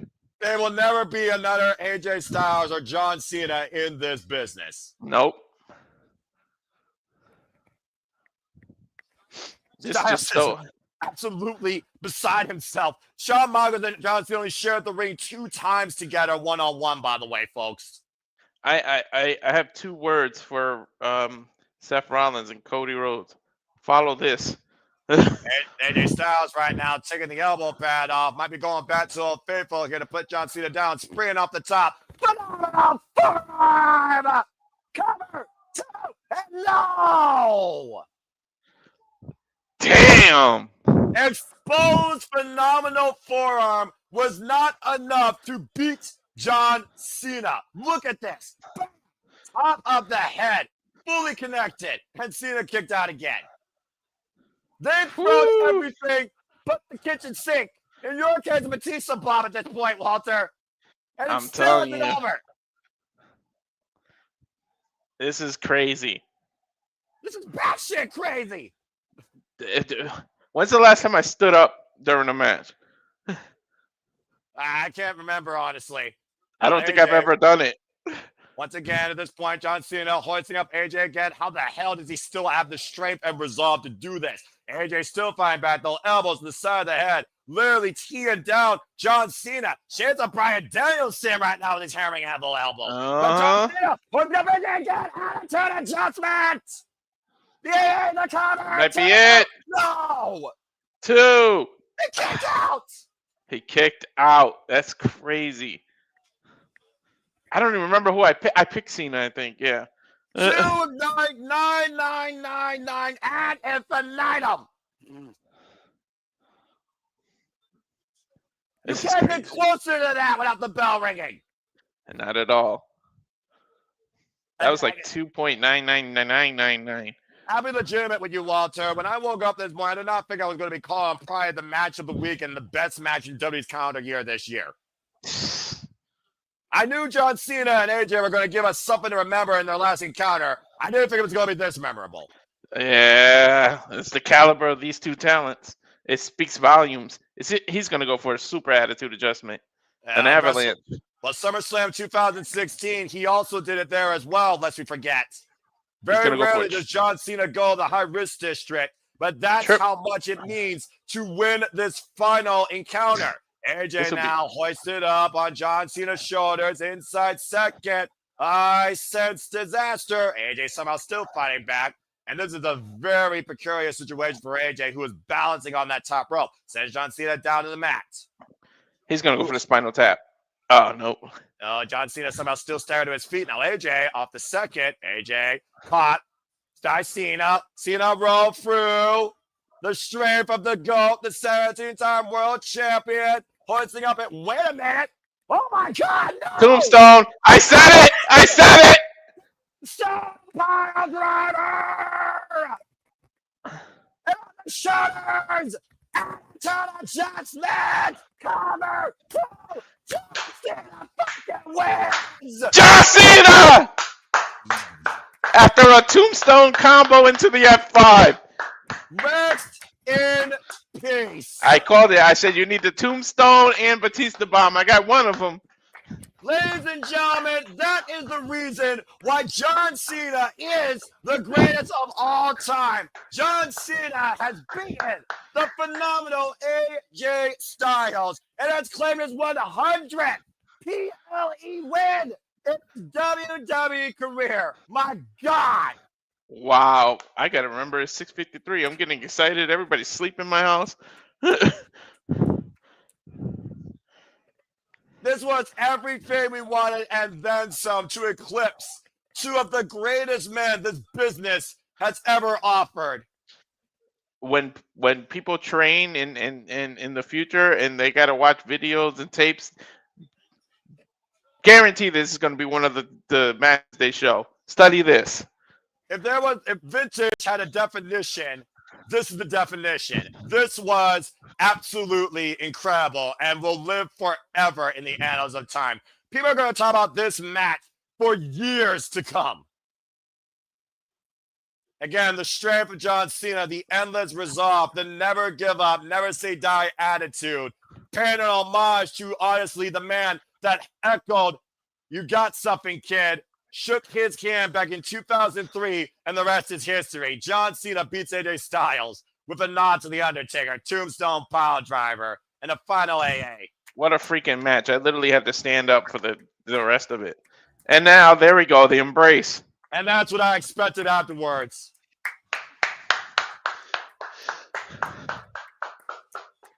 You deserve it. Really, really rings out. Thank you, rings out, Walter. Thank you. So far, perfect night in predictions. Please don't ruin it. Thank you, AJ Styles, and thank you, John Cena. That is a class act. This year will be the final year, as I said, for John Cena's career. AJ has a little bit more left to offer, but that will be the last time you see these two sharing again. And then he leaves to let Cena get the crowd reaction he deserves. In a legendary career for the 17-time world champion, we have 4 days left to continue to enjoy this before the last time finally arrives as he embraces his wife at ringside. The 100th PLE win for John Cena culminates over the phenomenal AJ Styles tonight in Crown Jewel, Perth, Australia. Soak it in, John. It's the last time. Soak it in. The last time is now for Perth, Australia. And the last time to come is in December in our nation's capital, Washington, D.C. How the fuck do you top this shit, WWE? Oh, my God. Thank you, Cena. Congratulations. Well, there's no denying that match will forever be undisputed in the echoes of professional wrestling history as we know it. But who will leave undisputedly the men's Crown Jewel champion? Can Cody Rhodes make it 2 years in a row? There you see the American Nightmare getting prepared for what's ahead. Look at these career numbers, folks. Cody Rhodes has been in WWE for 14 years. Seth Rollins has been in 16. Seth has won more titles than Cody, though, 17 total, 6 of them world titles. However, Cody's been involved in 4 WrestleMania main events, Seth's only been involved in 3, and Cody holds 3 victories over Seth freaking Rollins. And again, I can't do this enough after what I just saw. My God, that was one of the greatest matches I ever got to witness in WWE history and in wrestling history. Well, get ready to have more adrenaline in your soul, because coming up next, again, as I said, our main event. On a night where we saw Bronson beat Roman Reigns in an Australian street fight, La Primera State of Vaquer beat Tiffany Stratton to become the women's Crown Jewel champion, and we saw John Cena beat the phenomenal AJ Styles. We only have 2 matches left. Coming up next is a bout that's absolutely personal. There is no respect, there is no love here, and there very well may be poison mist. Time for the women to collide. Rhea, Ripley, and Auska take on the Kabuki Warriors next in Perth, Australia, after this commercial break. Oh my gosh. Oh, well, I got a moment to breathe here again. Let me once again remind you and thank all of you for tuning in to us here at the Survivor Studios. Hope you're having a phenomenal time as we are this fine Saturday morning or wherever you are across the world. We do this for all the biggest shows, favorites, and specials across all things professional wrestling, WWE, NXT, AEW, ROH, TNA, HOG, NJPW, and so much more, GCW. Please like, subscribe, comment, tell a friend. If you want to dictate the conversation, super chat, pay by the passions. It is truly as simple as that.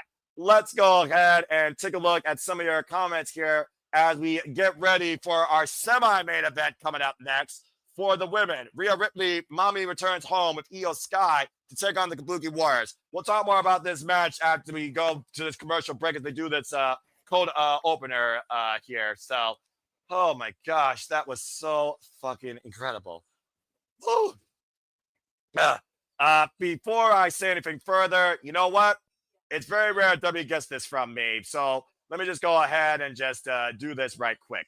For those that don't know, I am not Dave Meltzer. I don't rate, I don't rank, but there are certain points in professional wrestling that draw a passion out of me like no other, where I simply have to say this in respect and love of the business and the passion I love to show. So that being said, John Cena, AJ Styles, WWE Crown Jewel. And if you all have come to watch and know me, you know what I'm about to say, type it in the chat.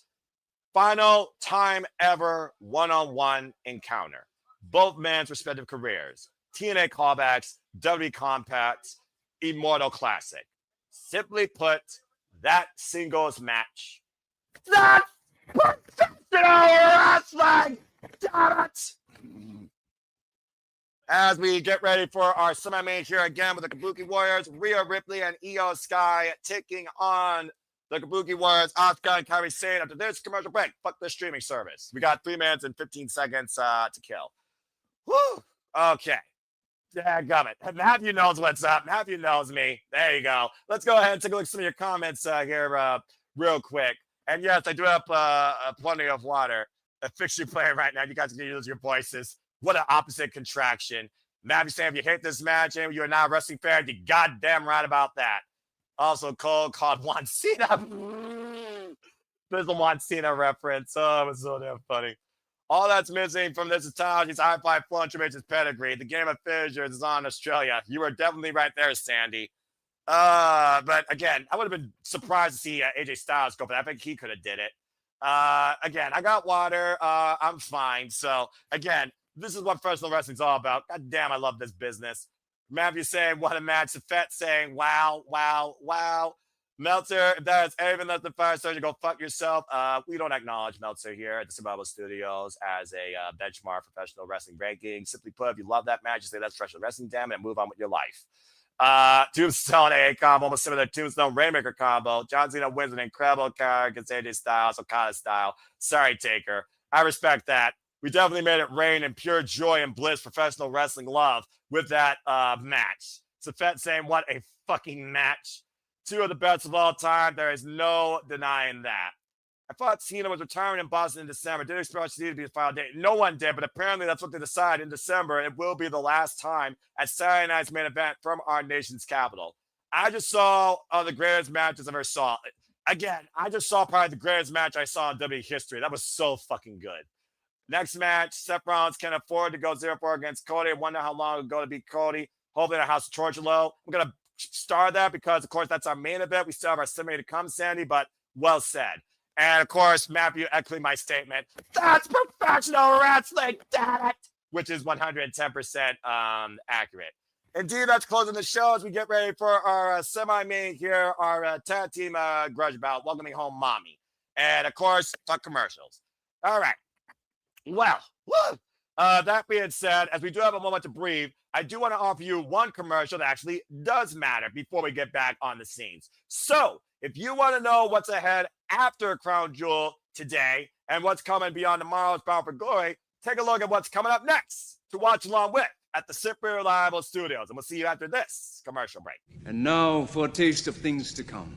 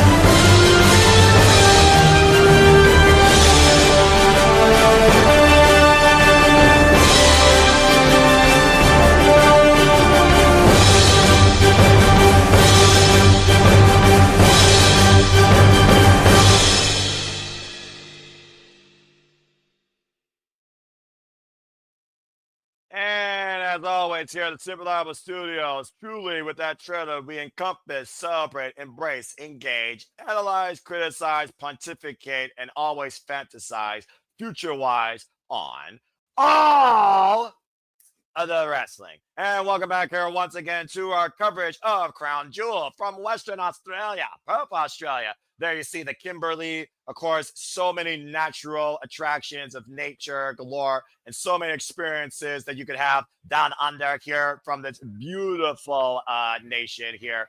Perth, Australia, hosting WWE Crown Jewel as we get ready for our semi-main here with the Kabuki Warriors and Io Sky. And we have Walter, welcome back, by the way. Oh, my God. I heard everything, and I heard you give it the that's professional wrestling, damn it. Again, extremely rare that WWE does that to me, but that match, literally, that was my favorite match so far of WWE's calendar year. All right, well, let's go back inside the arena, and hello to Lily. Thank you for joining in the fun. Walter, let's go ahead and briefly talk about this, because really, this is a very brief rivalry that we've started to see develop here. Of course, the family of Io Sky have betrayed her now, missing her in the face as the Kabuki Warriors, Auska and Kairi, saying Auska's envy and jealousy of Io Sky's rise and her friendship with Rhea Ripley has caused this, let's call it what it is, split in the family that was formerly known as Damage Control. Of course, Rhea Ripley and Io Sky's respect goes all the way back to NXT. And the fact that Io Sky beat Mommy earlier this year ahead of WrestleMania. Rhea Ripley's greatest rival she has yet to beat in her career. Io Sky, of course, who challenged Vaquer for the vacated WWE Women's World Heavyweight Championship at WrestlePalooza, though, asking her fans to leave her alone, let her do it on her own. Auska did not seem to favor that. And the fact of the matter is, since Io Sky lost the chance to get that championship, Auska believes that she is not worthy of even being champion again and is better than her. Kairi Sane is almost reluctant, man. She's so conflicted. And right now she seems very composed, but to your point, Kairi Sane says we could still be a family. Just apologize to Auska. Say you're sorry. What the fuck does Io Sky need to apologize to Auska for? Auska ain't done that diddly except get a tattoo on her face. Hell, she loves Queen of the Ring. In my opinion, this envy and jealousy has stemmed since Auska returned and accomplished nothing. Mm-hmm. And I totally forgot about this match. I said Seth and Cody Yeah, follow this, but I forgot about this one. I think I went with the Kabuki Warriors for some reason.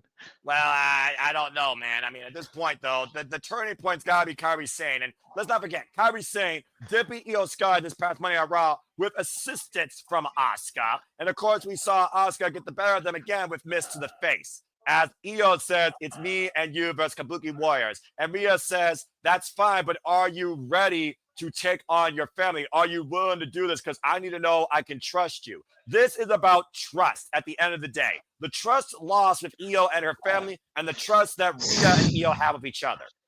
Can you imagine if Io turned on Rhea in her home country? And to your point, Mommy will be returning home because sure that here comes the genius of the sky, the former WWE Women's World Heavyweight Champion, Io Sky. As yes, we get ready for our semi-main here. And Kate Rare, you're not wrong. I didn't think Io Sky and Rhea would be a cool down match, but you need a cool down match after that Cena and AJ.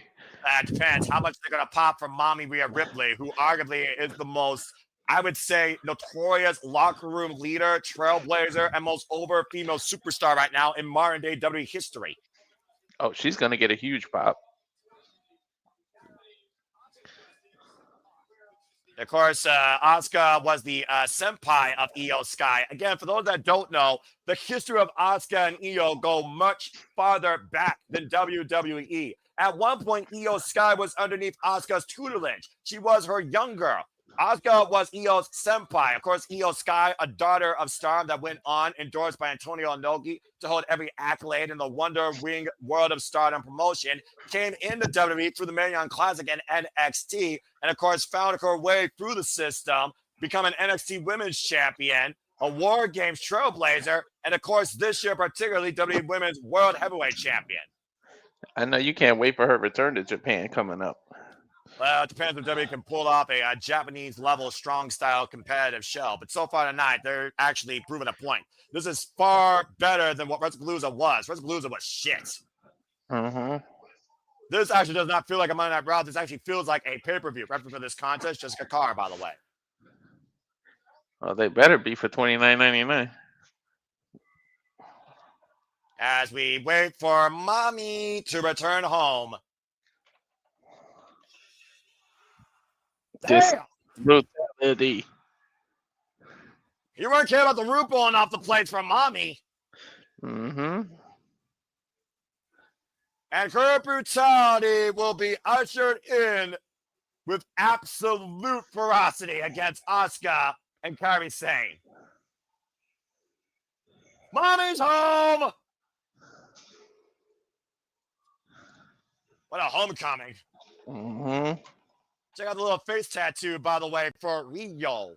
Uh-huh. Of course, the tag team that we've come to know, Io Sky and Rhea Ripley as. Of course, these two women main evented their WrestleMania at Evolution. As Rhea Ripley sports Australia on her gear, born and raised this former rugby player. To think this young lady brought in a blind, perky upcomer from the Mae Young Classic, turned her career a complete 360, and decided to be who she truly is, and the rest is history. Going on to win the NXT UK Women's Championship, going on to beat Auska, WrestleMania 37 for the WWE Raw Women's Championship, going on to beat the Queen Charlotte Flair at WrestleMania 39, main eventing Australia last year, and now finds herself teaming with the greatest rival she's had this modern era that she can't beat yet in Io Sky, back home once again. I know you're gonna watch her return to when she fights Miyu.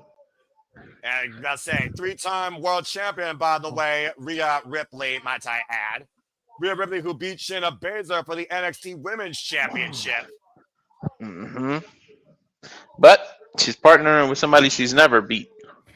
Yeah, but tonight they could beat two people that they both have beaten previously. A huge ovation for Mommy Rhea Ripley home tonight in front of her country and her family. Yeah, yo, she's a real superstar, Mommy. The Eradicator, the Punisher, the Brutalizer, call whatever the hell you want. There has been no one more over this modern era of WWE for the women than Rhea Ripley. And look at that little embrace. Io Sky knows who her family is now and who to trust in this situation, clearly. I don't know. We'll see. But the fact of the matter, to your point, though, Ripley has been unable to beat Io Sky, but at the end of the day, your greatest rivals could become your greatest friends and your greatest allies. And the Kabuki Warriors immediately on the attack here. The car calling for the bell. Again, folks, traditional tag team match. Tags in and out, etc. And Kabuki Warriors, though, former WWE Women's Tag Team Champions, though. Let's not discredit them or count them out of this. You talk about it being a tag team match. Kabuki Warriors are a legit tag team. Former tag team champion. Oh, man. And Ryan see that dropkick wipes out Auska, and Kairi Sane teeing off against Io Sky. Ripley backing up Auska in the corner. Of course, Ripley was Asuka's undoing, as I said, at WrestleMania 37, her first match on the main roster. Oof. Knee strike by Io Sky to Kairi Sane, and Rhea sitting up and over on the apron. Auska catching her, though, with that lightning fast strike and driving her head in the ring post. And now Auska and Io left alone. This is what I'm waiting for. Senpai versus student, teacher versus student, family versus previous family. Asuka literally was a teacher. She was a kindergarten teacher. Becoming the best of friends, of course. And, of course, coming over here together in the United States. Extending her hand. And she kicked it away, so I think that tells you we need to know right there. Auska, of course, still unpinned, unsubmitted, undefeated. Held the NXT Women's Championship for 526 days. Great slip out there by Io Sky. Now Io off the ropes again. Running drop kick to Auska. The Gears of the Sky taking Auska off her feet and over to the other side. I don't think two people know each other better than these two. And it's probably a fair point. And again, look at the drop toe hold, and Io immediately able to scout that, just teeing off, unleashing that rage against Auska to be missing in the face. How the hell did Io keep her balance on that?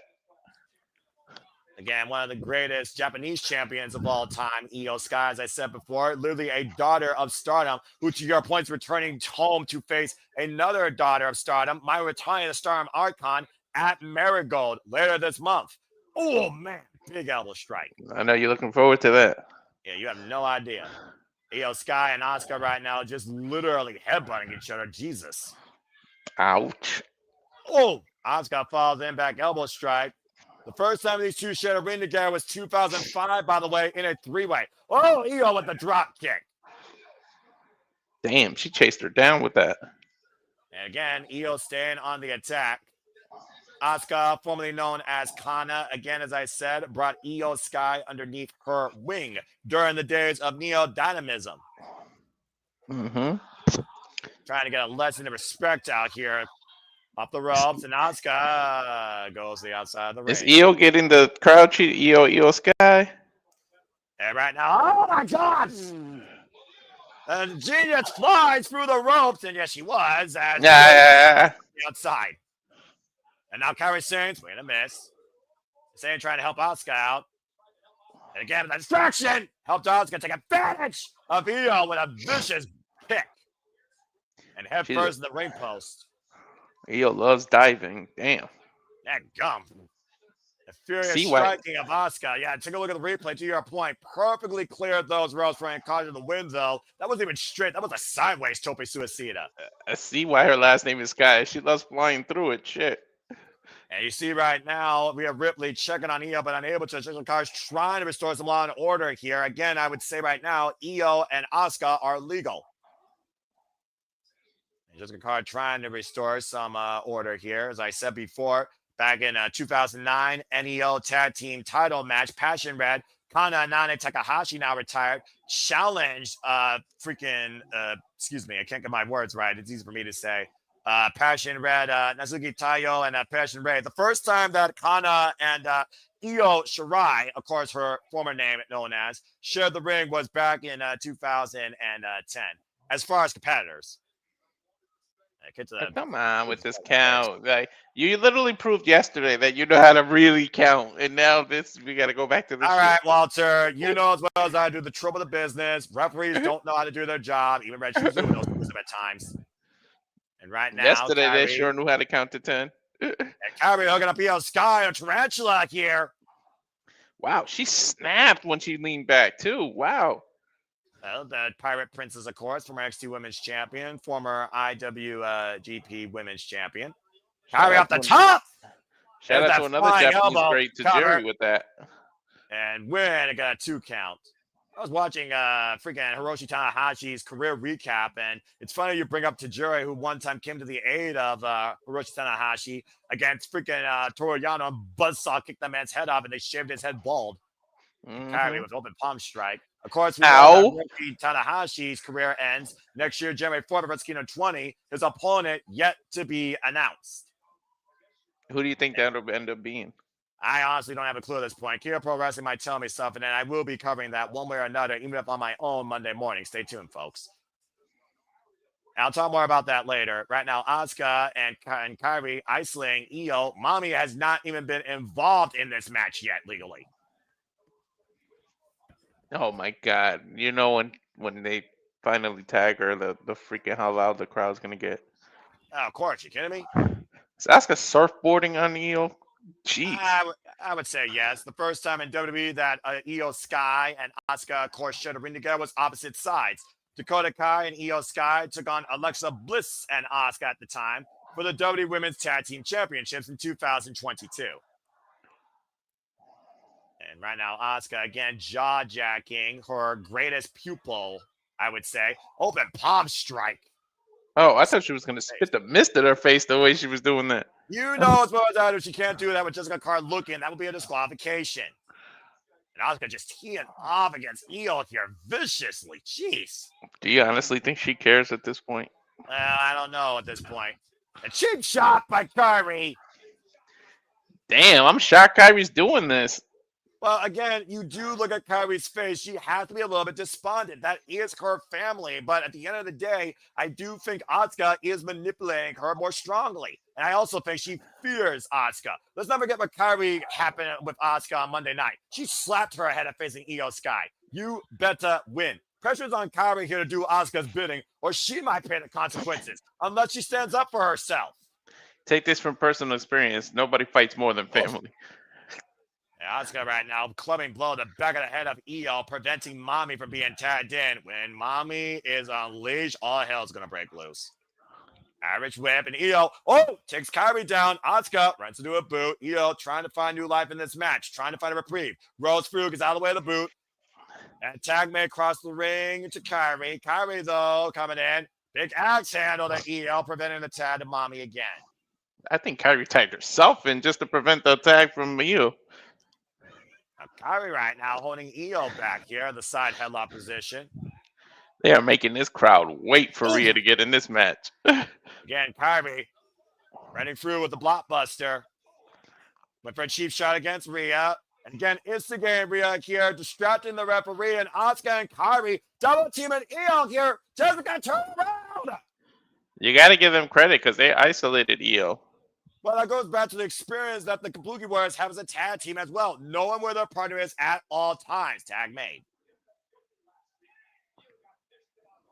And again, we saw Io miss it on Raw because Rhea was already in Australia. Rhea couldn't come to Io's aid. Auska knew what she was doing this past Monday. Asuka's mocking her now. How many times have you mocked up to this point? Io Sky right now fighting off again her family. It's been nothing but a handicap match pretty much here. And Io right now just teeing off against Kairi and Auska. Fighting the world. Uh-oh. Oh, spinning back fist.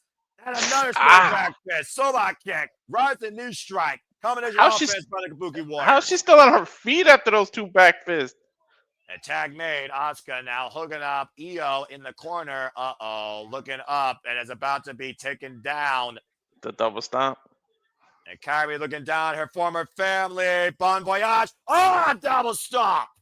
Io Skyfix head hit the mountain way down. Cover now by Kairi. Kick out at 2 by Io. The intelligence of Kairi, because she pulled her away from the rope so she couldn't she forced her to kick out instead of putting her foot on the rope. Auska and Io Sky, by the way, are former Wave Tag Team champions as Mio Shirai and Kana. A tag made to Auska once again. The Kabuki Warriors, by the way, of course, former WWE Women's Tag Team champions. 4 times Auska those held the WWE Women's Tag Team champions. 2 times with Kairi, 1 time with Charlotte Flair, and 1 time with Alexa Bliss. Big strike there. Former women's champion too. Money in the Bank winner. And then, well, let's not forget the Money in the Bank was even cashed in. She freaking won the title out of it. Yeah. And Auska right now teeing up against Io Sky. Io, though, trying to fire up here. And now both Auska and Io just teeing up again. And Io right now, she's crazy. She wants what Auska's bringing. Even a Royal Rumble winner. Shit. Asuka's got a lot of accolades except winning at WrestleMania, which is a damn shame. And let's not talk about that. Oh, my God. And, man, the anger coming out here. Again, the furious nature of Auska with that spinning soulbot. Blocks the shot, does Io. Io again, though. Pop up. Oh, blackjack. Auska goes face first. The clear opportunity for Io to make the tag to Rhea Ripley. Auska, though, close to her partner. Io slowly rolling towards her corner. And Io reaching out. Tag in the morning! Rhea Ripley unleashed! And Kairi Sane on the other side. Stomp to the foot. Facing the knee. And Rhea Ripley, what God just turned Kairi Sane inside out. Drop kick to Auska. Up and oh my goodness. Face first goes Kairi. Ooh. I thought she was going to go for Kairi now off that kick and a kick out. I thought she was going to go for a back body drop. She literally just dropped her. And dropped the boom per se. Take a look here. Boom. Look at that kick to the side of the head. That running side kick. Almost like a shining wizard. Yeah, sort of. Not quite, though, like Keiji Muto's. Meanwhile, up in the corner, might be looking for a nod to Damian Priest with Razor's Edge. Able to escape. Spinning back fist by Kairi Sane rocks Rhea Ripley. Rhea and Kairi legal right now. Looking for the Irish whip. You are not going to outpower Mommy, Kairi. I'm just saying. Now, Kairi Not many Sane people can. trying to speed her advantage. Take over Tijeras to Rhea Ripley. And Kairi Sane saying she's got to deal with Auska here. Basically just accepting Auska's way, sliding in with that forearm. And tag made to Auska. And Auska and Rhea Ripley, who's defining each other's careers for the last 4 years, running in with her own shining wizard cover and a 2 count to the face of Mommy. That was like a Kinshasa, actually. Right? Shinsuke Nakamura. And tag Came made out of now. nowhere. And Kairi Sane and Auska might be looking to finish Mommy here. We've seen this double team before. And Rhea taking Auska down. Short range clothesline. Kairi out of the corner. Went for that flying elbow. Oh! And just ran into that boot. Sheesh. And right now, Io back up. Critical moment here. Tag made to Io Sky. Rhea Ripley hoisting up Kairi. What the hell? She's setting her up for something. And Razor's Edge! On the no back of her head stop? and neck as Io, the G of the Sky, looking to fly. Missile drop kick. And Kairi now. Io with the cover kick out. Somehow Kairi survives. Io needs to tag back out. She's had the brunt of most of this match. She cannot have recovered that quickly. To your point, she's had the brunt of this emotional and physical punishment. Yeah? As the crowd here again, Perth, Australia, Crown Jewel, semi-main event here. Rhea Ripley and Io Sky taking on the Kabuki Warriors, Auska and Kairi Sane. As Kairi reaches for the tag to Auska and Io denies it. Looking to send a statement to her former senpai, hoisting up Kairi. Kairi able to escape, trying to power up Io. Oh! Alabama slam. Wow.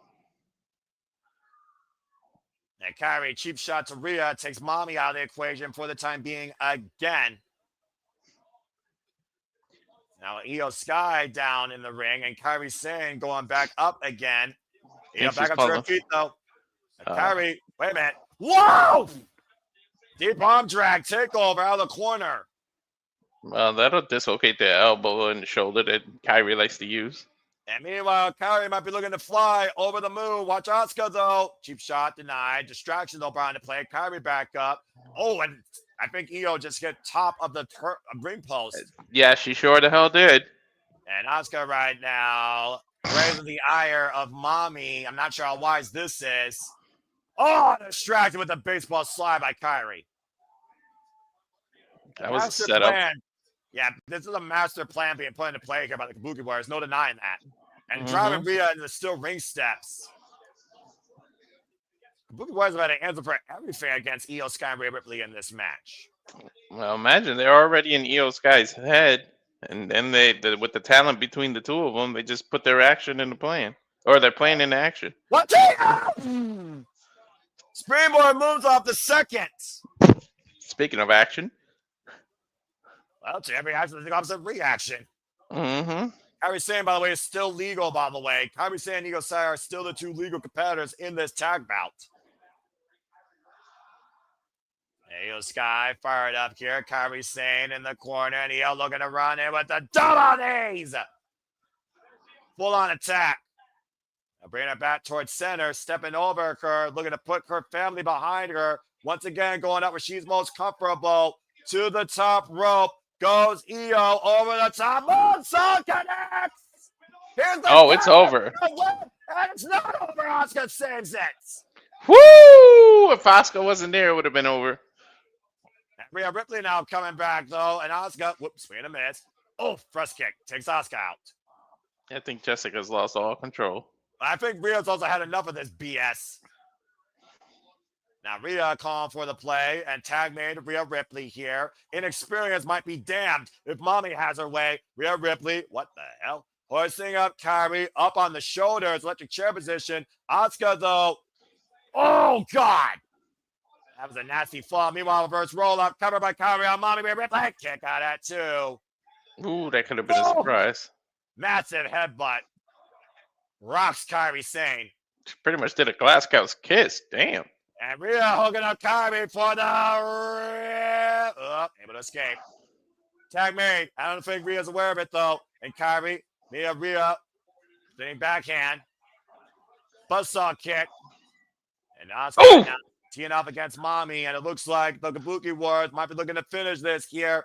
Double team reverse DDT. Elbow drop. Bon voyage from Mommy's homecoming. Auska now cover. Legal competitor. And Io saves the matchup. I think Auska forgot she was the legal one for a second, and that hesitation might have cost her. I think you're exactly right there. She's coming to save the day of her greatest rival, now probably her only friend in the business. Kairi saying, ooh, step as a Guri, rocks Io Sky. And Mommy Rhea Ripley rocks Kairi with a kick. Auska, though, with the sliding kick. Auska and Rhea are legal. Io, though, off the top rope. Springboard, missile drop kick. Takes Auska down. Right to the face. And all 4 women down. I think Io hurt herself the way she landed.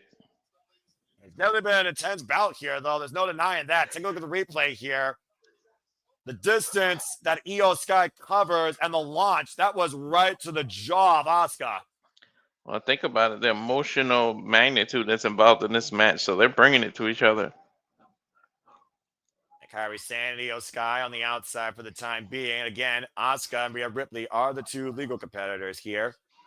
Face to face, Rhea Ripley and Auska, who's defined each other's careers for the better part of 4 years. Rhea Ripley, 29 years of age, 12 years in the game, trained by the WWE Performance Center with a background in football here in Australia. Big elbows connect here by Rhea Ripley, and Auska and Rhea just duking it out. And a backslide, cover now by Auska, and a 2 count. Went for the buzzsaw, Rhea ducks her knee. Went for the big boot, Auska escapes. Spinning back fist by both connects. Back elbow, excuse me. Yeah. Whoa. You don't see Rhea doing the super kick too often. She's definitely got the reach for it. Hell yeah. Wow. Coming up. Oh! Face first in the top turnbuckle. Mommy fired up here.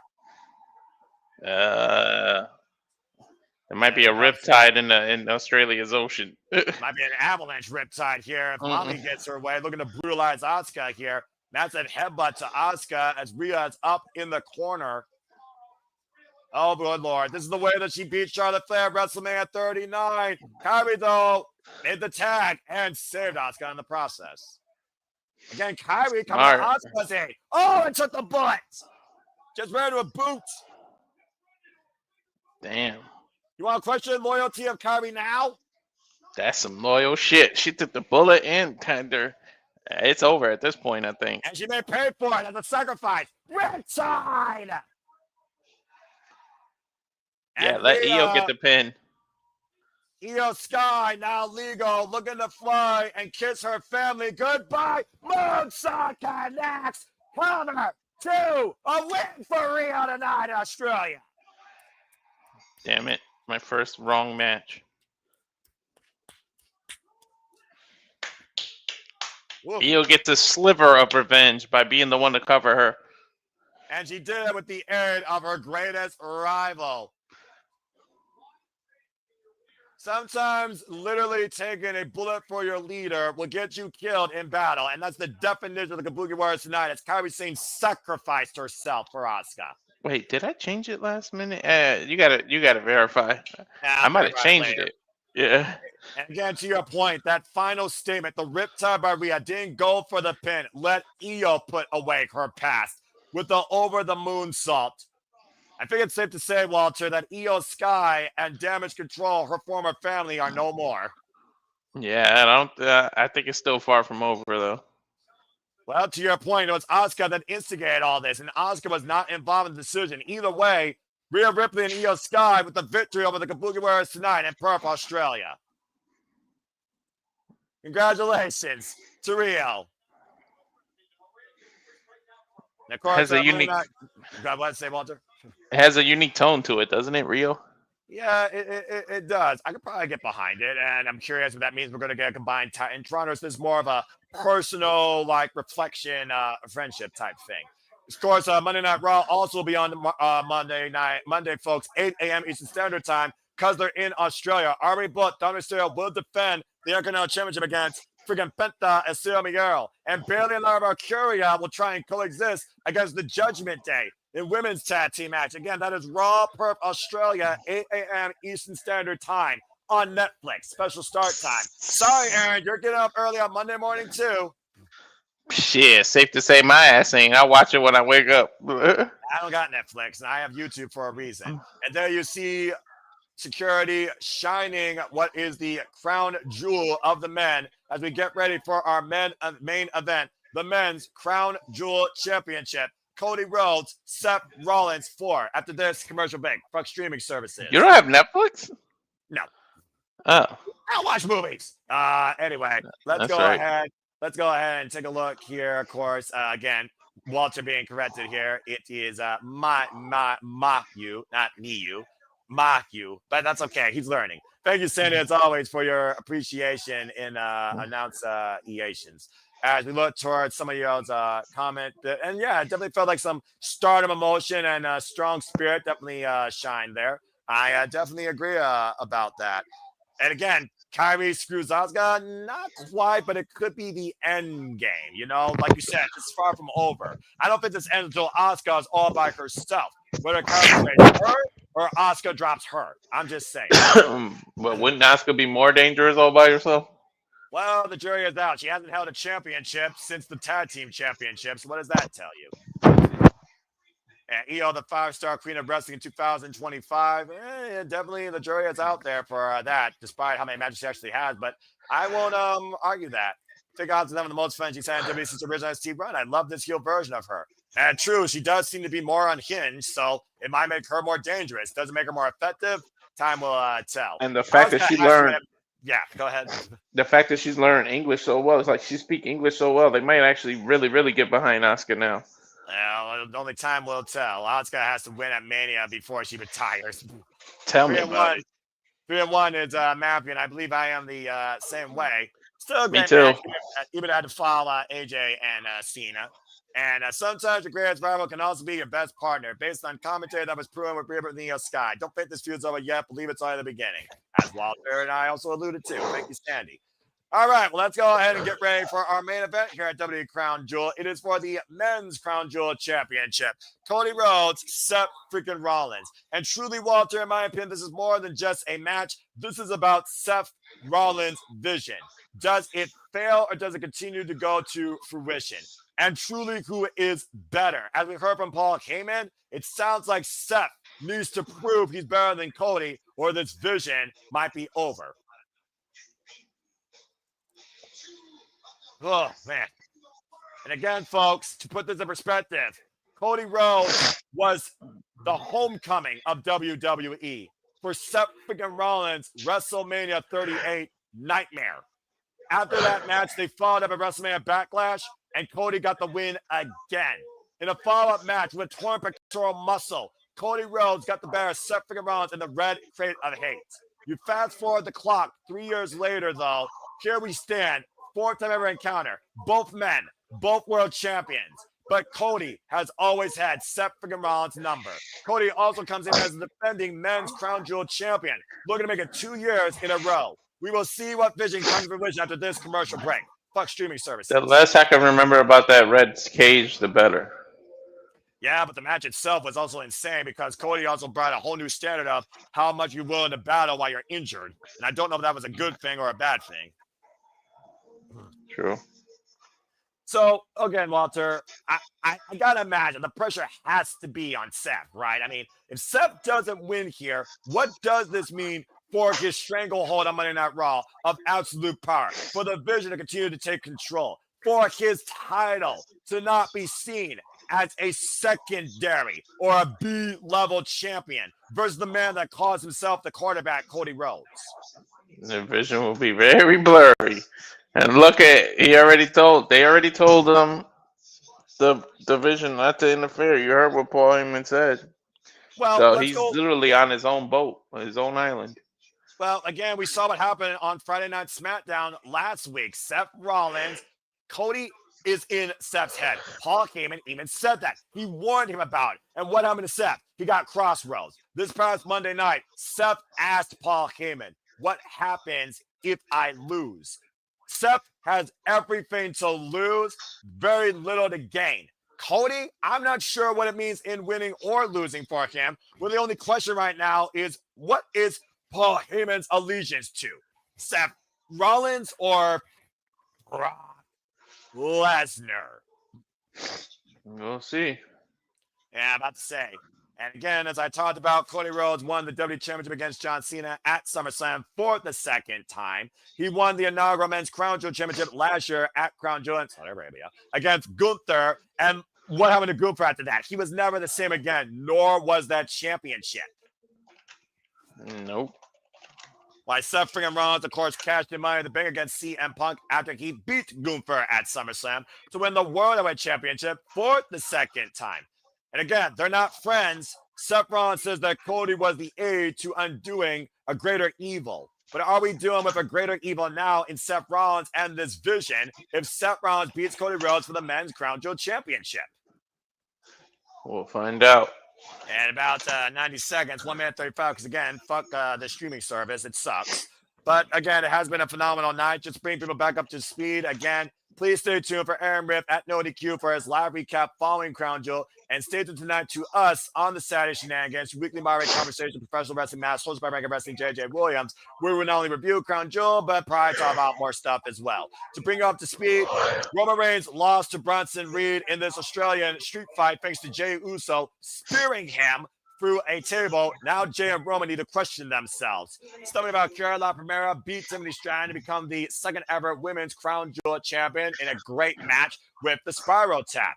Not enough things can be said about what John Cena and AJ Styles did in their rubber. With John Cena, the face of WWE, versus Mr. TNA, open a time capsule, and John Cena used a tombstone power drive and one that's emphatic AA to beat AJ Styles to make the score 3-2 in their final encounter. And as we just saw, family versus rivals, friendships versus long-term relationships. Rhea Ripley and Io Sky. Rio beat the Kabuki Warriors, Auska and Kairi Sane. With Kairi Sane planted with an over-the-top moonsault after a riptide, courtesy of Rhea Ripley for Io Sky to get the pinfall win.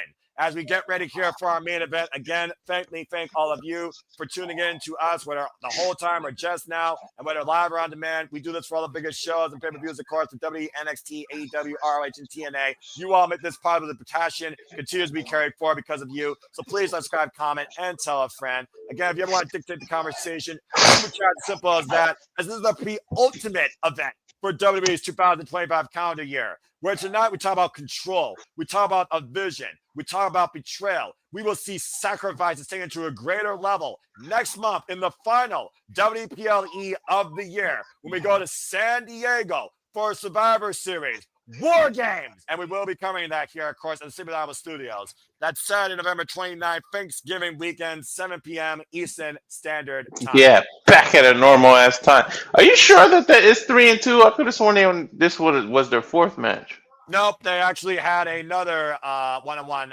encounter in 2018 on SmackDown. This was their fifth. It is Cena 3, AJ 2. But still, a phenomenal way to close things out. And again, if you haven't already, subscribe to all of us here. Subscribe to The Rage of Wrestling, Walter Cruz. Get his numbers up. Let's get him to 300. Subscribe to Jay Hebert, Side 95. Follow me if you choose in 2016 on the X and on YouTube. As of course, it is night now in Australia, while it's broad daylight here in the States. Good morning, by the way, to all of you across all 4 time zones. Subscribe to the Jeff Meacham Network. Subscribe to the Tilla Rangers of Wrestling, and want to give a shout out, by the way, to Tilla, who made this possible. Thank you, my friend. Please follow our Mighty Morphin Pink Power Ranger at Rangers of Wrestling. For without her, you all would not be getting this live shit right now because I am not paying $30 for this. There you see the men's Crown Jewel champion, by the way, Walter. 3,300 embedded stones, 50 carats of diamond, and it's 250 total carat weight as we get ready for our main event here. These two are involved in their own war game right now. Ain't that the truth? And subscribe to my Canadian friend, Ready for Wrestling, Ash. And again, shout out to Rock and Ropes and the Wrestling Collective. Time to burn it down. Time for our main event here at Crown Jewel. And will the vision be burnt to ash tonight at the hands of Cody Rhodes? To your point, Walter, Seth Rollins is all alone. Yep. And he's got to live with the fact that he's never been able to beat this man. What is he, a zebra? I have no idea. Sometimes you chase that proverbial shadow that you just can't seem to get out of. We fought for the longest time for Tyler Black. It was Phil Brooks. For Seth Rollins in WWE, there is not a greater shadow casted upon right now than an American Nightmare, Cody Rhodes. Hey, Rhea can't beat Io. Maybe Seth just can't beat Cody. Talk about the accolades of Auska. Seth Rollins, 2-time World Heavyweight Champion, 2-time United States, 2-time Intercontinental, 2019 World Rumble winner, and 2-time Money in the Bank winner. Yep, 2 for 2s. Twice successfully cashing those in. The workhorsemen of WWE, no doubt, have been Seth Rollins and Cody Rhodes, who have taken no days off particularly, as Seth Rollins wanted to be the face of Monday Night Raw. Now looks to have the entire freaking company go through him and his vision. He wants to control the future, but can he even control his presence? Seth literally limped his way into WrestleMania 40. That's how dedicated he was. That man was on a shattered knee. Shattered knee, shattered back, MVP of WrestleMania 40. The aid, the shield in helping Cody Rhodes finish his story. And now he says it's because it was the lesser of two evils. Well, have you ever looked in the mirror? Because I do wonder, Seth Rollins even says sometimes he hates himself. Will he ever love himself again if he doesn't beat Cody Rhodes here tonight at Crown Jewel? Mm-hmm. And of course, we saw the vision set a bar when Bronson and Braun Breaker proved how dominant they could be, destroying Roman Reigns, Jey Uso, and Jimmy Uso as the vision won that Australian street fight at the expense of the Tribal Chief. Can you imagine what would go through Seth's mind if you lose to Cody, but Bronson was able to pin Roman Reigns? As Sandy pointed out earlier, as I put up her comment, again, 0-4 against Cody. Seth may have no comeback. I don't know. For the sake of the league, I hope he gets the win because I damn sure picked Seth. I picked Cody. Won't be the first time we butt heads. And it won't be the last, but it's been an honor as always, Walter. Good luck. And good luck again to the entire team of No DQ, including the leader, Caitlin Bella. You can only imagine how long Seth Rollins has been waiting for this rematch, waiting for this moment. Seth looks like that one of the bosses from Yu-Gi-Oh! Well, it's going to take more than a trap card tonight. Wrestling has more than one royal family. And they also have more than one champion. But if you ask me, Cody Rhodes is the champion right now in WWE, as Seth Rollins looks to disprove that. Well, will Cody have more than one ring? That's what we're going to find out. To your point, Cody Rhodes is the defending Crown Jewel champion as well. At least he gets the chance to defend it. Live out with an injury. To Liv Morgan, I wish all the best in her recovery. You start the show, out the curtain lines go up, I'm home. Whoa.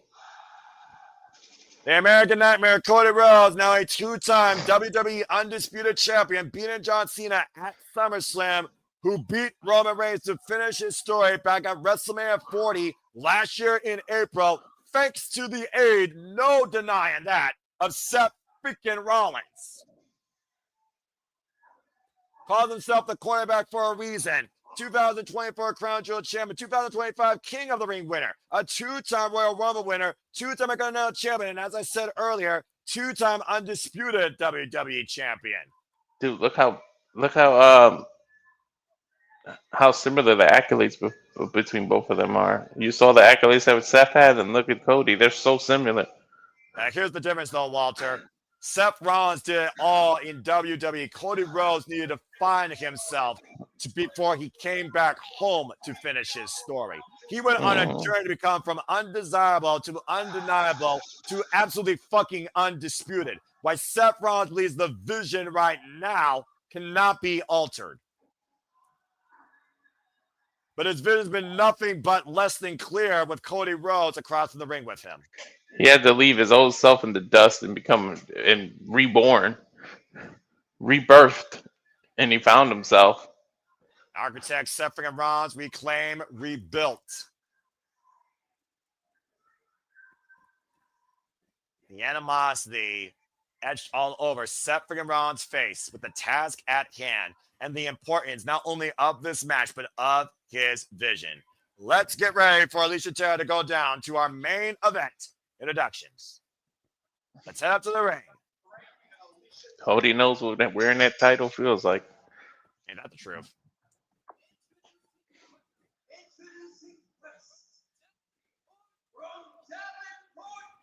Oh boy.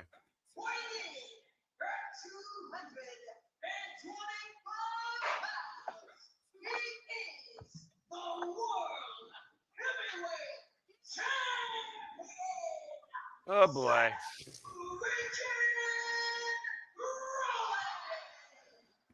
Seth Rollins, as I said before, also has one defense in his second run as Worldwide Champion against 300 men at, of course, Clash in Paris when Becky Lynch joined his vision.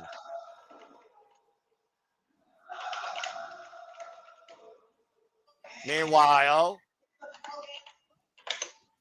Cody Rhodes, by the way, 40 years of age, been involved in this game now for 19 years, trained by his late great father, Dusty Rhodes, baby.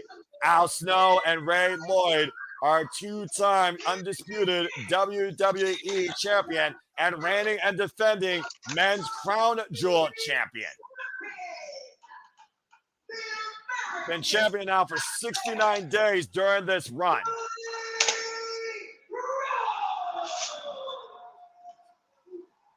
The man that's known as quarterback 1 versus the man known as quarterback 2. Cody Rhodes ultimately wants to set the defense of his title against Drew McIntyre at WrestlePalooza.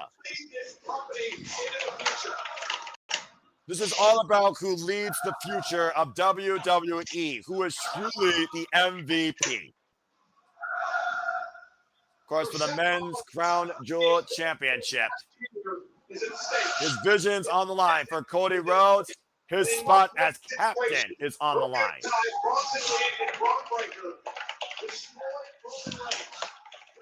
Here we go. Oh, yeah, about to say, subtle here we go by you, Walter, as of course the day, of course, gets underway.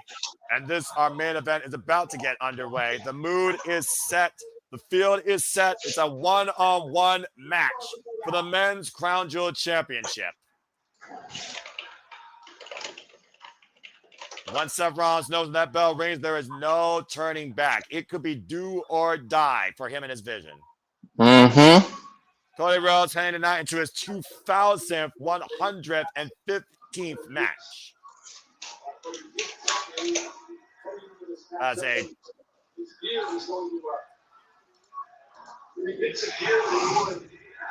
and it looks like there's a little bit of homage here with the gear that he's wearing tonight, Walter. It's the gear that he wore his last time against Cody Rhodes to a degree. You see the polka dots. You see the dark brown. The history that's all over Seth freaking Rollins. The bell rings. We are officially underway here for our main event Crown Jewel. Wow, they are not letting on count of time, but still count of time in the air they're going. I must say I'm not surprised by this in the slightest here, considering what this means right now. And Seth Rollins, by the way, folks, 39 years of age, 22 years in the game. And of course, two-time World Heavyweight Champion Seth freaking Rollins, Tyler Black, is going into his 2,150 match tonight as Cody gets the better of the early exchange. Cody Rhodes. And Cody Rhodes chants raining out loud and proud here. And you see right now, Cody can drop down. And you see again, both of these men trying to drop position. Neither man able to keep the other down for even a split second here. As I said, WrestleMania 38, Cody came home. Cody won. WrestleMania Backlash a few weeks after, Cody Rhodes won via roll-up. The red carrot head, the Hell in the Cell. Literally the following month to come, Cody Rhodes won with a torn pectoral muscle. And Cody right now turning Seth completely up on his head in the stalling vertical suplex position. Oh! And drops Seth face first. Ouch. And you see right now, Seth a little bit upset there. Getting the official involved here. And Seth knows he can't lose his composure here. The disqualification will also mean he will lose. He has to win. For Seth, it's a must win. For Cody, it's a statement win. And you see right now, Seth going to the outside here. We're going to regroup. And he can't allow the WWE Universe to get into his head. No, not at all. But you got to wonder if Paul Heyman's words are echoing heavily in his head. You know it is. I mean, he's literally on his own. You know, Walter, I really do wonder for the longest time, despite the fact that he was chosen by Triple H, Seth Rollins has never been the player, the A-plus player. He's always been like the supporting role when you figure out the grand scope of things in WWE. And I think Seth realizes that. From the Shield to the Alliance. Yeah, he's always been that. He's always been overshadowed by somebody, whether it was Brock Lesnar, whether it was Roman Reigns, to an extent Dean Ambrose. And now he might be in the shadows of the younger two Bronze. You see right now, Seth Rollins still walking around the outside of the ring, now on the apron here. Again, he is trying to set the mood, reset the pace, take the audience out of it. Now meeting Seth towards center. Seth and Cody face to face once again here. He says, let's just do it. Why not? Fuck it, let's do it.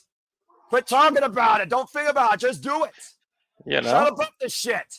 Big elbow strike now by Cody Rhodes to Seth. Of course, Cody Rhodes also won this year's King of the Ring against Randy Orton. Combination offense by Seth Rollins, though. Picking up things here. Went for the curve stomp. Cody escapes. Get to the midsection. Now Seth, look at my pedigree. Cody able to escape to the midsection. Oh! Big right hand. Now Cody. Whoa, man! Watch Seth outside. This has gone horribly wrong for Seth so far in the early going here. Jesus, right? Oh! A big disaster kick out of the corner, and Cody Rhodes on all cylinders. Seth needs to relax here. He's already lost this match, Walter. I think he can't get out of his own head, to be honest. I think that's might be what it is. When you have a mental block, it's like hard to overcome it. Well, writer's block is a whole different animal, but I can see your point because, again, if you can't get out of yourself, you truly are your own worst enemy. Who could save you from yourself? All right? Get out of your own way, man. What's his problem with Wade Barrett now? Whoa, whoa, whoa, whoa, whoa. What's his issue with Wade Barrett? I don't know, but Cody right now, apoplectic after Seth assaulted Michael Cole, and we know the kids threw at Michael Cole and Cody Rhodes. He said, I think he blames Michael Cole for this. I don't Cody know. rearranging the furniture. We know the friendship with Michael Cole and Cody Rhodes. Let's not deny that. It might be what something they said on commentary. And right now, driving Cody's shoulder first. At the end of the day, Michael Cole is just doing his job. Right now, It Seth could be Rollins- strategy though. Seth knew that he would Oh! he would get Cody to come rescue him, and then look, see how Seth got the advantage. Well, the architect always has a plan, as they say, so you might be on point there.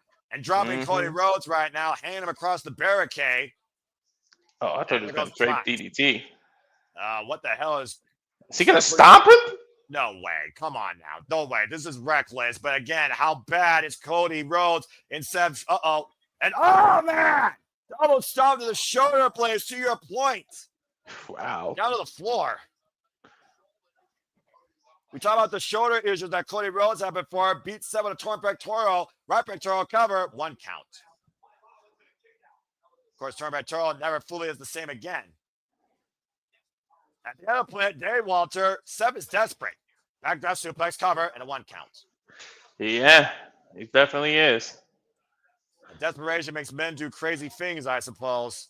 I don't know if those crazy things lead to positive results. The fact that yesterday was World Mental Health Day, I almost am concerned about Seth Rollins' mental health here. Tell me about it. And Cody fighting back here. Shots to the midsection. Big elbow strike to Seth. Now the Irish whip thrown in the corner. Seth explodes and launches Cody out with a clothesline. Covered now by Seth Rollins. Gets the 2 counts. And somehow Seth Rollins has regained control for the time being, to your point, Walter. Mm-hmm.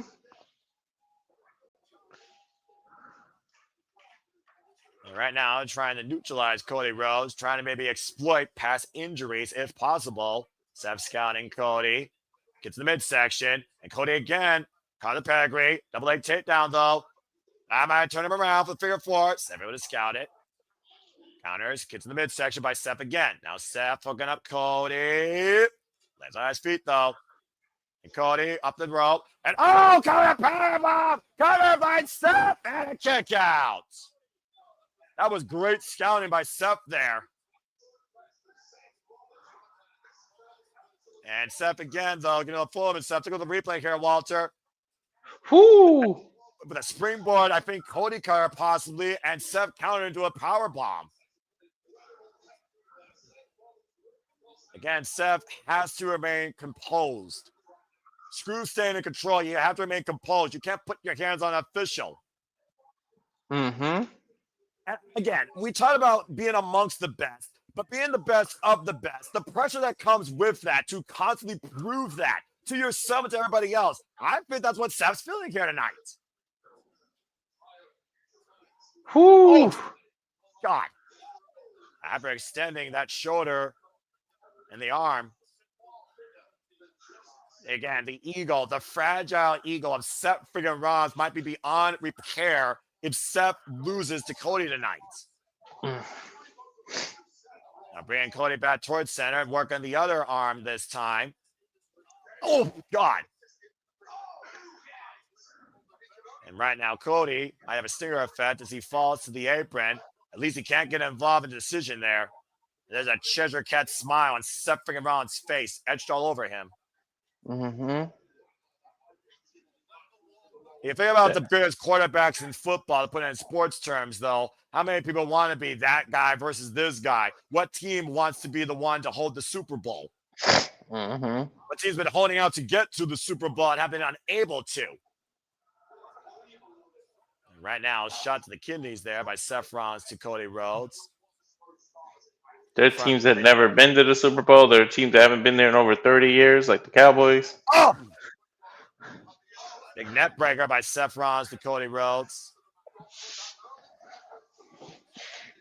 It's one of those things, though, where I do think Seth also does hear commentary, and I do think, particularly, Wade Barrett has gotten under Seth Rollins' skin. Because Wade Barrett knows the pressure that Seth is feeling. Let's not forget, Wade Barrett shared the ring with Cody Rhodes multitude of times before. So if anyone knows what Cody Rhodes is capable of and the pressure to face this man, it's Wade Barrett. And he faced a whole different Cody. He was on a different level when he faced him. And Cody right now is far better than Cody then. But is Seth better now than what he has been? Big overhead shot there. Back now, taking a fight to Seth Rollins here towards center. Box the boot again. Oh, and a dragon screw leg whip. Very rare to see Seth Rollins use that move. Well, he's got to pull out different stops and things he's not used to put away. I mean, what's the proverbial monkey off your back? Because Cody's been a big monkey on his back. And mocking Cody's former identity, Stardust. But at the end of the day, here's the problem with Seth. You get too full of yourself. You mock your opponent. You don't follow up. You focus too much mentally versus focus physically. I think that could be Seth's undoing. And now the jabs again, trying to make a personal look at this freaking insult to injury. Using his dad's move, the move he uses. The polka dots, the flip, flop, and fly, if you will. But, oh, and now the original. Going to show you how it's done. Who was huge in Seth Rollins' career in NXT. Bionic elbow denied, double leg takedown. Now Seth, luring Cody Rhodes plus security into figure four leg lock, and figure out the dragon screw leg whip prior to that. Think about the rivalry Dusty had with Ric Flair. Seth knows what he's doing. He's a student of the game. Well, there's no denying that. I will not deny Tyler Black. Seth Rollins was a student of the game, but Cody Rhodes was born in this game. That's true. And you see right now, Cody Rhodes has enough momentum to roll Seth Rollins over to reverse the pressure on his patella. Where your own knee works against you in this hold here. Seth trying to fight back, though. And Seth able to regain the leverage as Cody's in the middle of the ring. Seth's knee history is well documented. I'm about to say, it literally put him on the shelf indefinitely. He had to vacate the freaking undisputed WWE Universal Championship at the time. Cody Rhodes, though, again, trying to find an escape from the figure four leg lock. I think the first time you heard it was that sunset flip of Kane in the corner. Exactly, and Cody Rhodes reversed the pressure, and now Seth's knee is his own worst enemy. Yep. As he has to go to the ropes to force the break. Your own undoing. And then you see the sequin blue, WrestleMania 38. You see the dark brown, WrestleMania Backlash. You see the polka dots, WWE Hell in a Cell. All the homages, all the scars, all the defeats etched on Seth Rollins' gear tonight. You see right now Seth Rollins slow to get back to his feet. Cody staggering. Cody, big elbow. I'm not sure how much force he's getting on that without that forward momentum. And Seth answering one in kind. Right? Double strike here. And you hear the iron saying, F him up, Cody, F him up. That called, of course, Seth Rollins a wanker last night.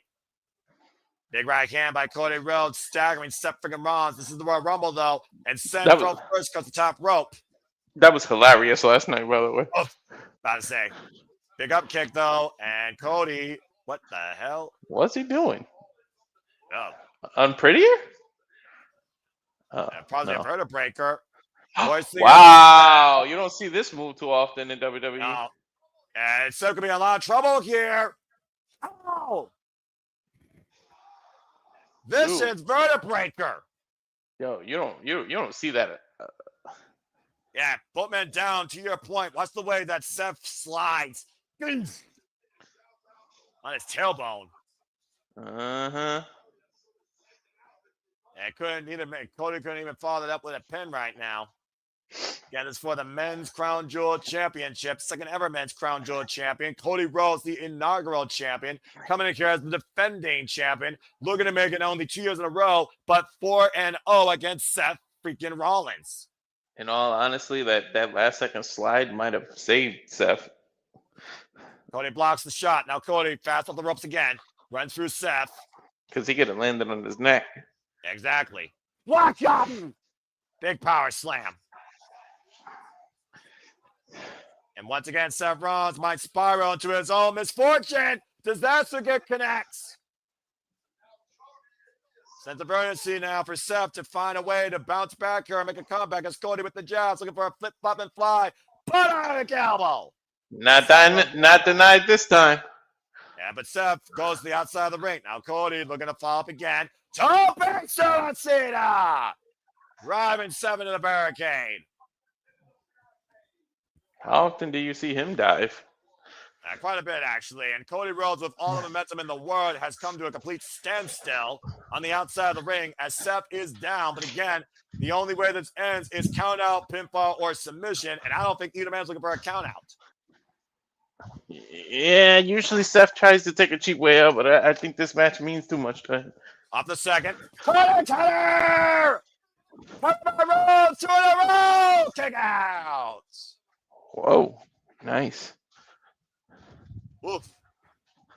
Take a look at the replay here. Beautiful Cody cutter springing off the second and hooking Seth Rollins face first down the mat. Boop. The test of endurance being put into play here now for Seth freaking Rollins. Mm-hmm. Cody Rhodes definitely is right now in the offensive position. Now Cody looking to follow up here. Back to his feet. Has Seth Rollins where he wants him. Looking to hook him up for crossroads. Seth able to sit up from underneath. Roll up now by Seth Rollins. Kick out at 2.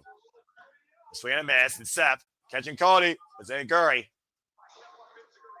A kick up. Not now, but a kick. That's unique. Hook in the midsection off the attempted disaster kick. This time double underhook. Pedigree connects. And Seth Rollins is the game over. Kick out at 2. Woof. Whoo-wee.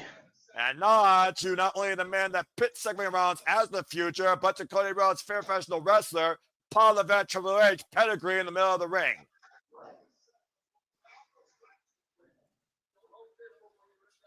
And again, we are in here, champion versus champion. Let's not discount that. Like you said, Walter, it's going to take far more for either of these men to put away the other. But Seth needs to figure out what it takes to put Cody Rhodes down just for once. Mm-hmm. I think he's setting up for a stomp here, Noah.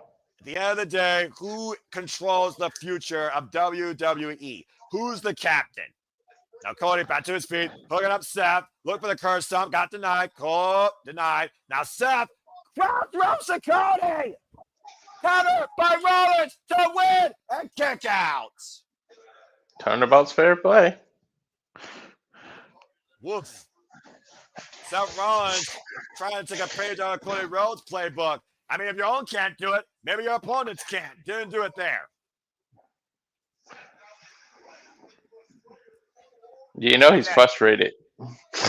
At the end of the day, Seth Rollins has been asking himself since that 3 years ago, what the hell do I need to do to beat Cody Rhodes? You know what's funny? He's never found out the answer to that. He may find out tonight. Now, Seth Rollins right now does have Cody down on the mat, just teeing off on him. No matter what he's done in the past, it's never been enough, Noah. In Seth 3 other tries. Seth Rollins might look to rise like a phoenix that just keeps coming back. He never hits this move, ever.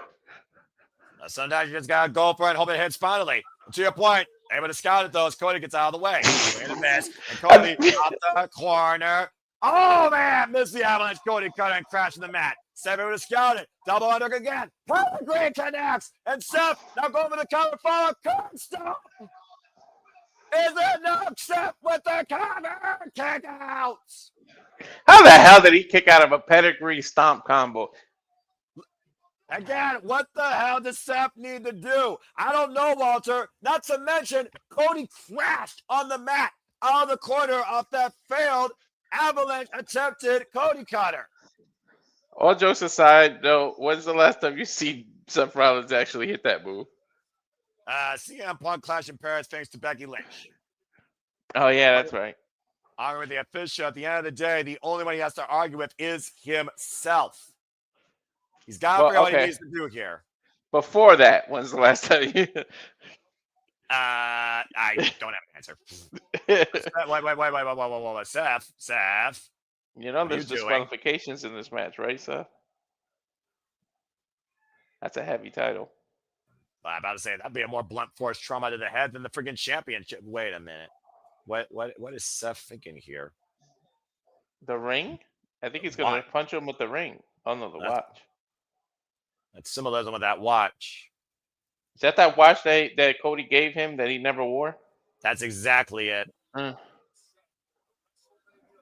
He gave it to Seth after WrestleMania 40. Talking about how, again, the MVP of WrestleMania, you are the pinnacle of this business. But again, Seth, what does it mean to prove you're the better man? What lengths are you willing to go to? Seth took the watch off. Didn't want to go for it. He's having an internal conflict. It's going to the front kick, though, and Cody looking to capitalize.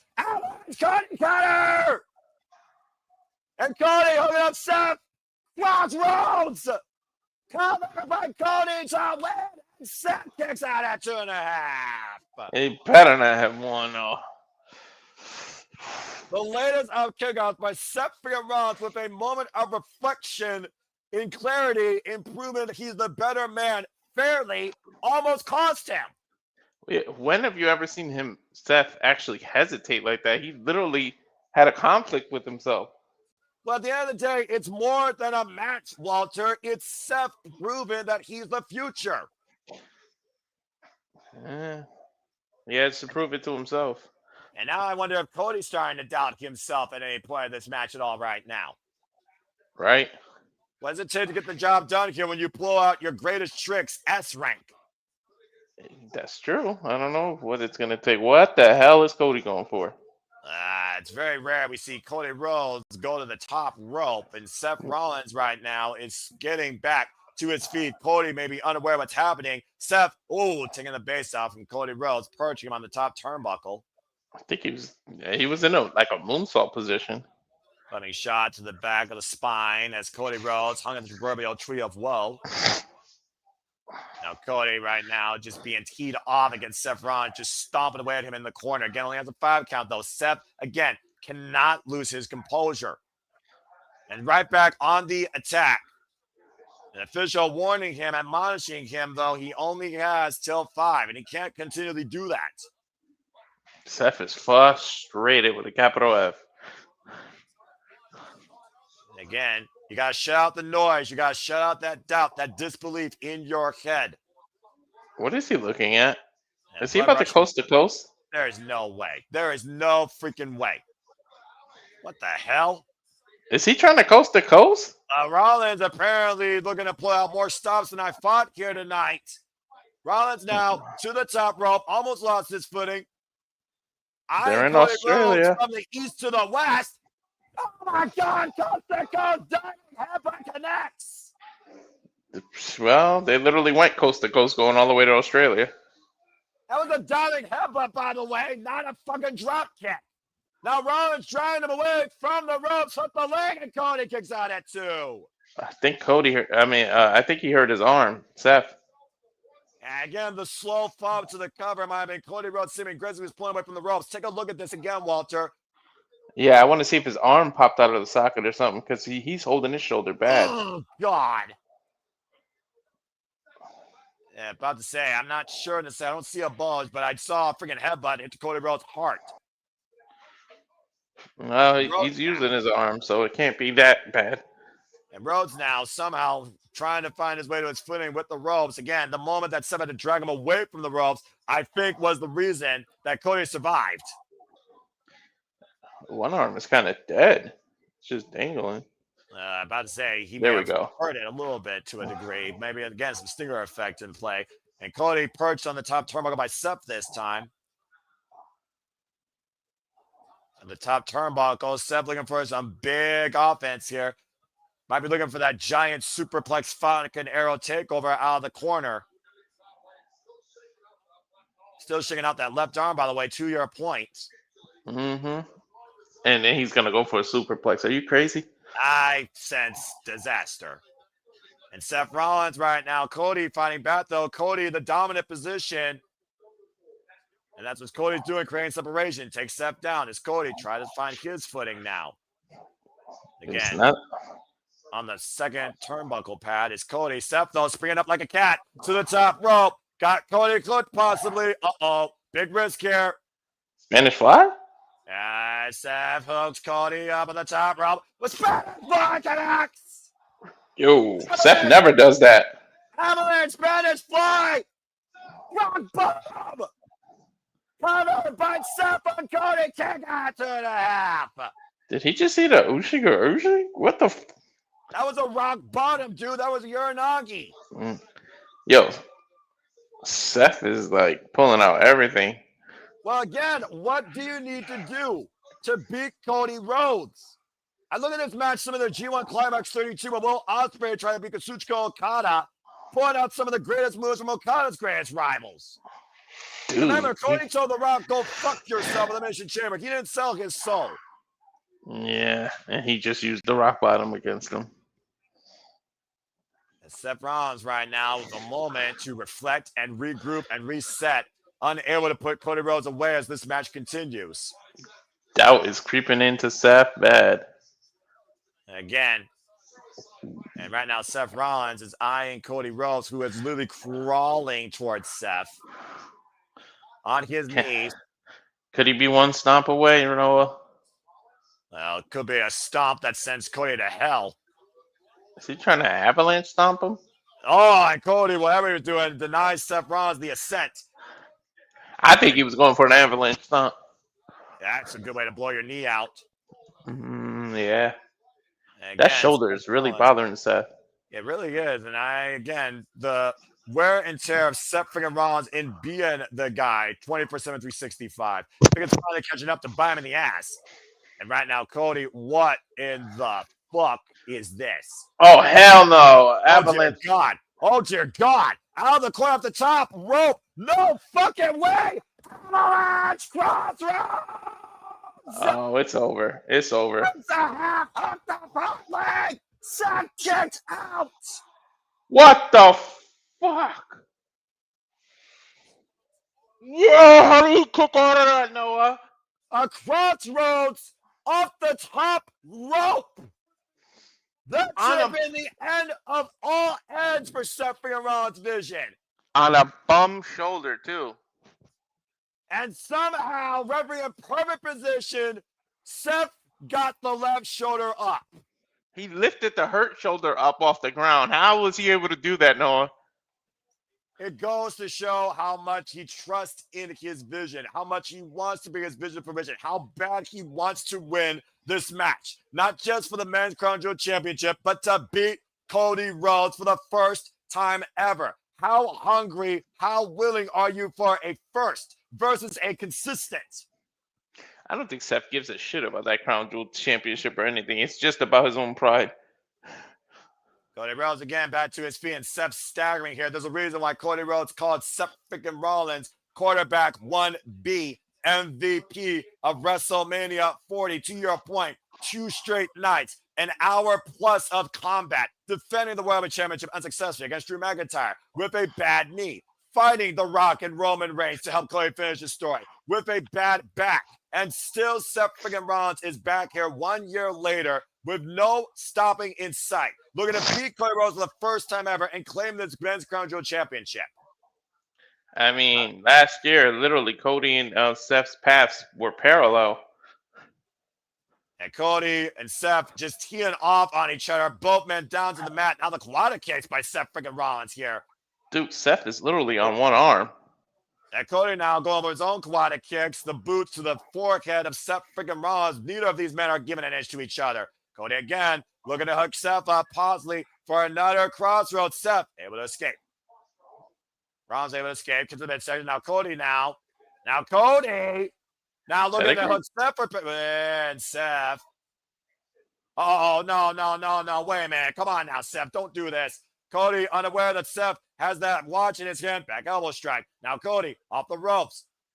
Oh, no. There goes the ref. Ref bump. Now Cody now got Seth cloaked. Oh, and Seth not Cody out of that watch. He ducked him. He dumped him. Damn, he clocked him. And Seth Rollins' desperation reached an all-time low with that freaking shot. By hook or by crook?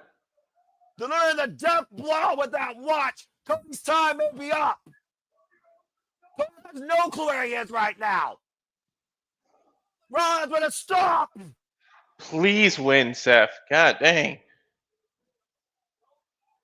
And What Seth the knows hell how is he tough doing? Cody is. He's not going for the cover. He's looking for more offense out of the corner. He's going for that avalanche stomp he was trying to do earlier.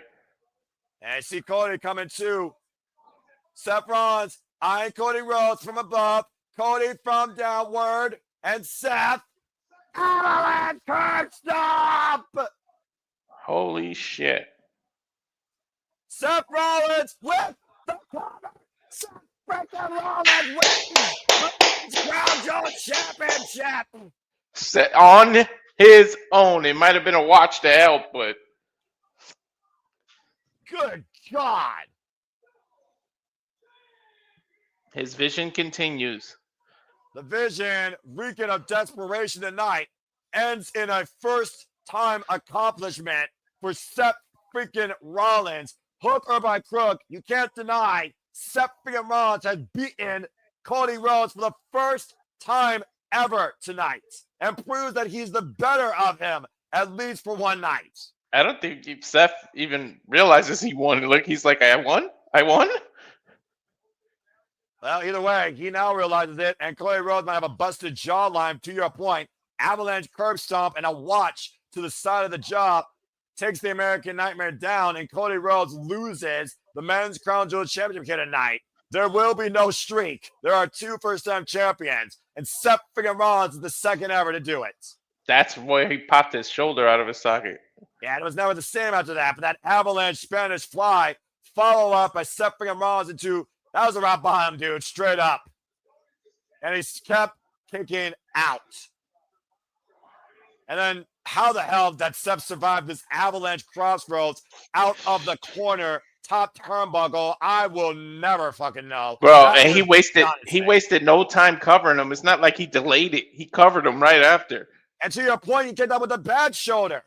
But Seth realized where he was, left that watch in play, and when the ref, one momentary ref bump, turn around, Seth capitalizes. Cody was looking for one that's emphatic crossroads, jacked Cody's jaw and knocked him out cold. Dude, right under the eye. He hit him right in the cheek. And then in one last emphatic avalanche curve stomp, to your point, Seth freaking Rollins proves for the first time he's better than Cody Rhodes. No vision. How much the landscape has changed in WWE with Seth freaking Rollins at the helm. Uh-huh. From helping Cody Rhodes finish his story at WrestleMania 40 to continuing his own legacy tonight at Crown Jewel, Perth, Australia, with Paul Levesque putting the belt around him. Another accolade for Seth freaking Rollins, dude. He just keeps adding to his resume, huh? And no kidding. Defiant to the very end was Seth freaking Rollins, and very much might be the same truly for his vision. As you see the men's Crown Jewel Championship ring given to Seth freaking Rollins. He earned it. Well, it is one thing for sure, Walter. I think it's safe to say Seth freaking Rollins sees his vision clear as day more than ever now. What a freaking match. What a win. Mm-hmm. Hey, man. This is better than WrestlePalooza. WrestlePalooza was shit. Don't even talk about that show. It shouldn't have existed. That being said, Crown Jewel ends with Stephanie Vaquer and Seth freaking Rollins being given the rings and ushering themselves as the better champions. Let's see if it just ends normal. And to your point, Walter, Seth Rollins, despite the watch, he did do it all on his own. Proving himself and to the vision. Oh, I think we're getting an interview. Never mind. He doesn't want to be interviewed.